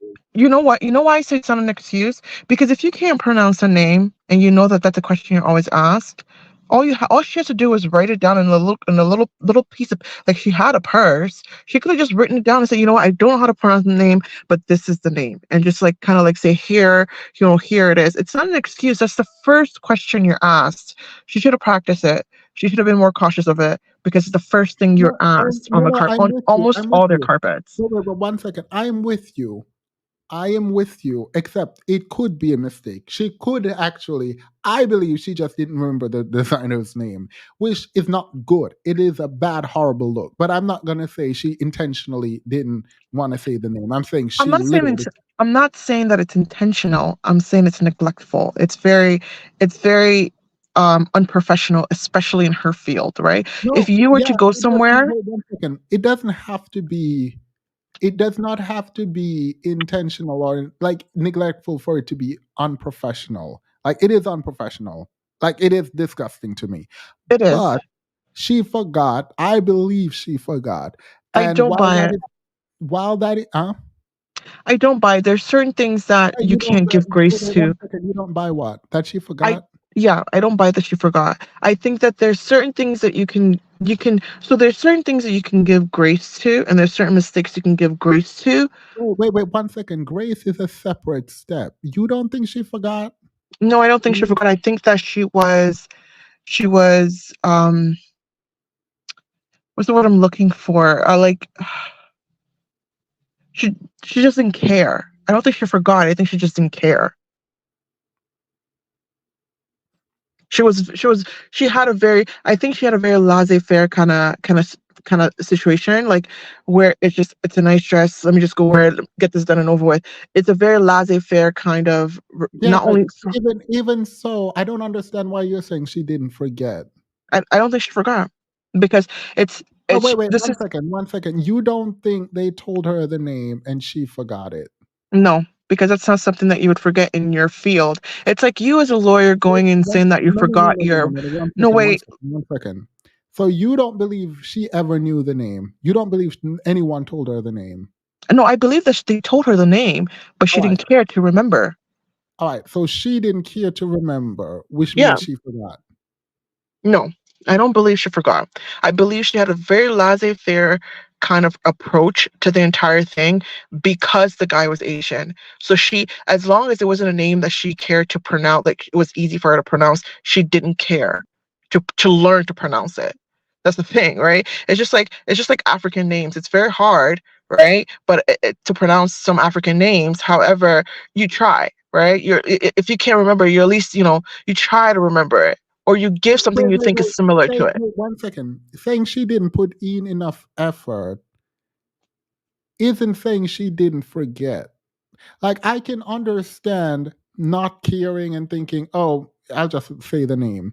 But like that's the question you're going to get. I think okay, maybe I'm wrong. Maybe you are right, but I think she just forgot. Like I think Okay, let me ask you something. Let me ask, how many times do you forget your lawyer? You go to court, you do your briefings. How many times do you I don't forget go your to briefing? court. Okay, so you don't go to court. But like how many times are you in a meeting and you forget important documents? Very rarely. Like I don't Very, remember. very rarely. But if it's an important case, are you going to forget it? If it's something that you use every day, are you gonna that you're asked for, that your boss asks you for every day? Are you gonna forget it? Or okay, let's say for instance, I work in a very high security area, right? My badge is something that I can't forget. It's a part of me because of just the nature of my job, right? I can't say that. I guess that's not really the greatest example, but like it's your job. That is your one job. That is your one task for that night on the carpet. That's it. Besides you turning and posing for pictures, your only No, I'm not. other So thing is that I think you are she saying she couldn't didn't. pronounce the Wait 1 name. second. I think you are saying she didn't put enough effort into remembering. Yes, because she didn't care to, because it was a name that she did not know how to pronounce. And All instead of right. her to say that and apologize. No, you are taking two steps, and I'm trying to get to the point where we are agreeing that Okay. at some point you think she didn't try hard enough to remember the name. I don't think she tried at all. You don't think she tried at all to remember the name? No. So you think they told her the name and she just like, I don't care. Yep. I really do believe that. All right. That's a possibility. That she didn't care at all to remember the name. Um, and I don't know. I actually don't care. Not what you said. I don't care about her necessarily, whether or not she remember, but it feels like that's like the most bad faith way to think about her. But I don't need you to be good faith at all to her. No, It no, doesn't no. matter. Look, Themis, I don't want to be like, I'm just so hard on her. But like, No, I don't care. you have to No. understand that someone spent 2 months on your dress. That is 2 months of emails. That is 2 months of checking in. That is 2 months of going back and forth. That is 2 months for you to learn the name. That's 2 months of Yeah, effort and but if labor. you didn't engage with them at all and you weren't involved at all. When I watched the Vogue thing, Cardi didn't seem to care to be involved in the dress, and she chose the black one last minute. Where Nicki Minaj, for example, was with the designer, they were engaging and constructing it together, and Nicki was giving her input and engaging. Cardi kind of just showed up. And they were supposed to make her look old, and she decided, no, I don't want to look old. I want to look hot. So I'm not doing that. Because they were supposed to get prosthetics on her, and she said no. But it didn't seem like Cardi was intrinsically engaged or like engaged in any meaningful way with it. It kind of felt like they got a fitting. She took the dress, picked the right one, and then moved on. But if you believe that, it's fine. The issue, though, is even if you didn't know the name, it's something that you can get over. But her ego got her back out here saying, I know this man's nationality, so I just said he was Asian and everything. So let's hear the rest of this. It's offensive if I was to be like, oh, some Chinese designer or some Korean designer or some Vietnamese designer, because I feel like I don't want to get somebody's nationality mixed up. So I said an Asian designer. So I didn't say that to be offensive or to get your little Speedos in a bunch. But I do feel like, as a person that work in fashion, I feel like the designer and my stylist, we work really hard for this theme. So for you to be kind of shady because you feel offended or whatever, it just proves why you're the former director. You know what I'm saying? Because it's like you're trying to offend me, but you're actually offending the people that work behind the scenes.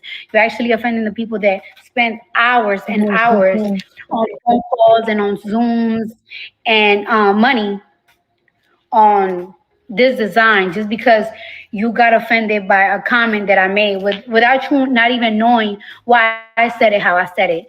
And for you guys to talk about like, oh, she don't know this, she's not a fashion, she's this, she's not gonna get invited this year. Baby, I'm Cardi B. Stop it. I'm Cardi B. Okay?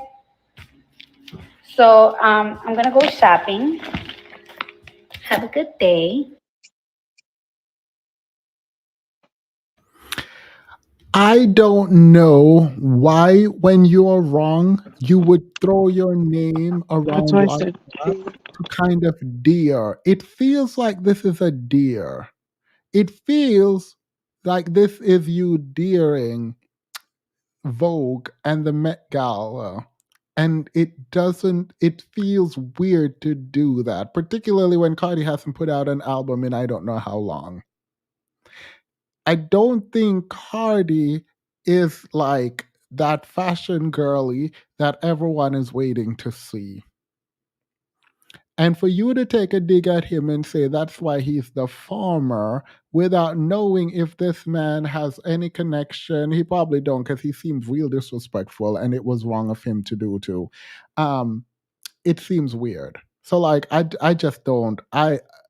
I don't understand why celebrities do this, but I fear that they think that they are untouchable and invincible at some point because of the support that they get. Because of our support, I think we've built monsters in these celebrities who do not know how to apologize and take accountability. And that's why everything that I've ever said wrong about Gen Z regarding this block celebrity thing, um, I'm taking that back, and y'all need to do it. I'm throwing my hat. Block these celebrities. They need to learn. I need them to learn. They're out of pocket. They're out of pocket. They're out of line. They're out of touch, and their pockets need to be touched. And so I think you should block them. they too disrespectful for my liking. Adventures of Rhodey. Rhodey, go ahead. Your final thoughts.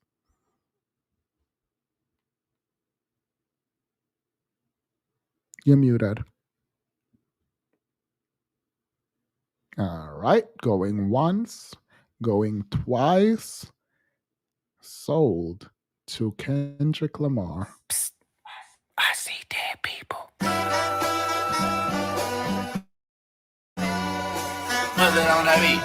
Hey, Mustard on the beat, ho, Debo, any rap nigga, he a free throw, man down, call her Amber Lambs, tell him breathe, bro, nail a nigga to the cross, he walk around like Tizo. What's up with these jabroni ass niggas trying to see Compton? The industry can hate me, fuck them all and they mama. How many options you really got? I mean, it's too many options. I'm finna pass on this body, I'm John Stockton. Beat your ass and hide the Bible if God watching. Sometimes you gotta pop out and show niggas. Certified boogeyman, I'm the one that up to score with him. Walk him down whole time, I know he got some hoe on him. Pull on him, extort shit, bully the floor on him. Say Drake, I hear you like I'm young. You better not ever go to cell block 1. To any bitch that talk to him and they in love, just make sure you hide your little sister from I'm a him. DJ. They tell me Chubb's the only one that get your hand me down. Yeah, And party at the party Plus playing with his famous. nose now. And Butker got a weird case, why is he around? Certified lover boys, certified pedophiles. Wop, wop, wop, wop, wop, that fuck him up. Wop, wop, wop, wop, wop, I'ma do my stuff. Why you trolling like a bitch, ain't you tired? Trying to strike a chord and it's probably A minor.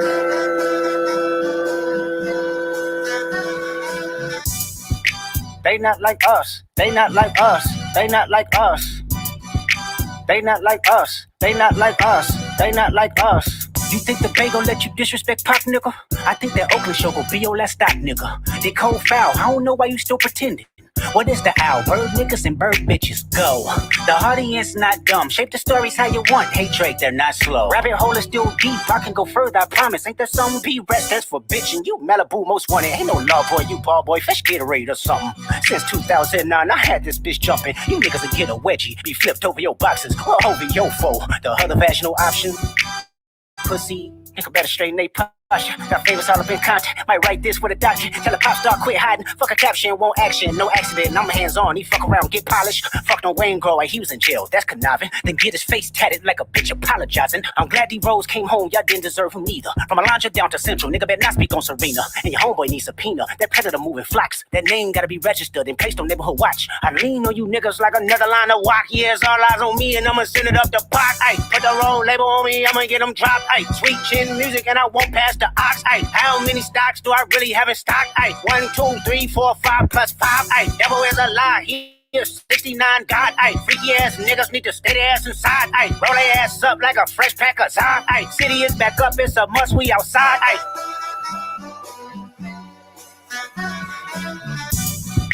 They not like us. They not like us. They not like us.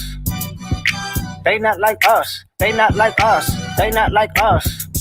Once upon a time, all of us was in chains. Homie still double down, calling us some slaves. Atlanta was the mecca, building railroads and trains. Bear with me for a second, let me put y'all on game. The settlers was using town folk to make them richer. Fast forward 2024, you got the same agenda. You run to Atlanta when you need a check balance. Let me break it down for you, this the real nigga challenge. You called Future when you didn't see the club. Hey, what, little baby, help you get your lingo up. What, 21, get your first street cred. Thug, did you feel like you a slime in your head? Hey, what, Quavo said you can be from North Side. What, 2 Chainz say you good, but he lied. Brianna, I don't know if you just came here, but like I'm thinking, I probably shouldn't say.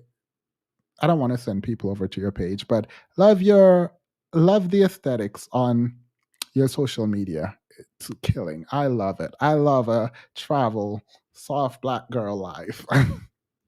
Love it. You run to Atlanta when you need a few dollars. No, you're not a colleague, you a fucking colonizer. The family matter and the truth of the matter. It was God's plan to show y'all the liar.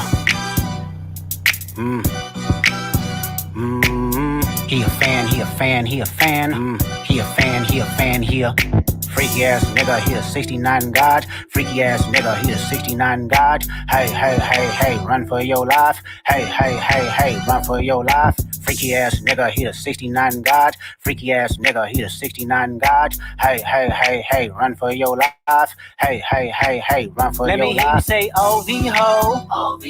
Say OV ho. Then step this way, step that way. Then step this way, step that way. Are you my friend? Are we locked in? Then step this way, step that way. Then step this way, step that way. 45 million and counting.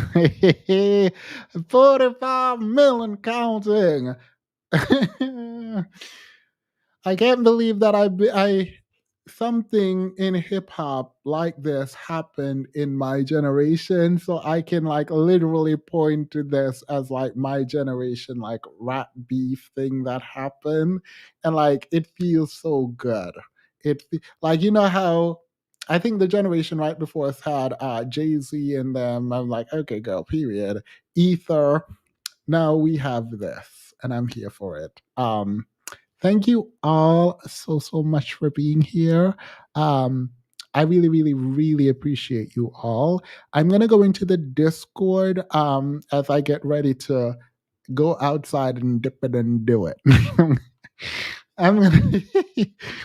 Oh my god! I'm gonna go into the streets. I'm gonna. They said we black women shouldn't twerk online. They said nothing about black men. They said nothing. They said nothing about black men twerking online.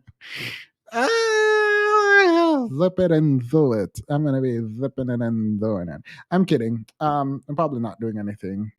My friends are out, but I probably won't join. I'll see. I won't. I will see. I don't know how to twerk. I'm lying. Have a wonderful, wonderful night, everyone. Please remember that I definitely did give a ton of content this week. I gave a lot of content this week. I will continue to try to give you all content because coming on the 25th of June to like May 5th, I'm taking a vacation. And I'm going to try to pre-record some videos for that time period, but there will be no live from the 25th of June to the 5th of July. Taking a break. I've already planned it. It is what it is. So enjoy me for the next month, 2 months, and then I'll take a week and a half break. All right. Bye.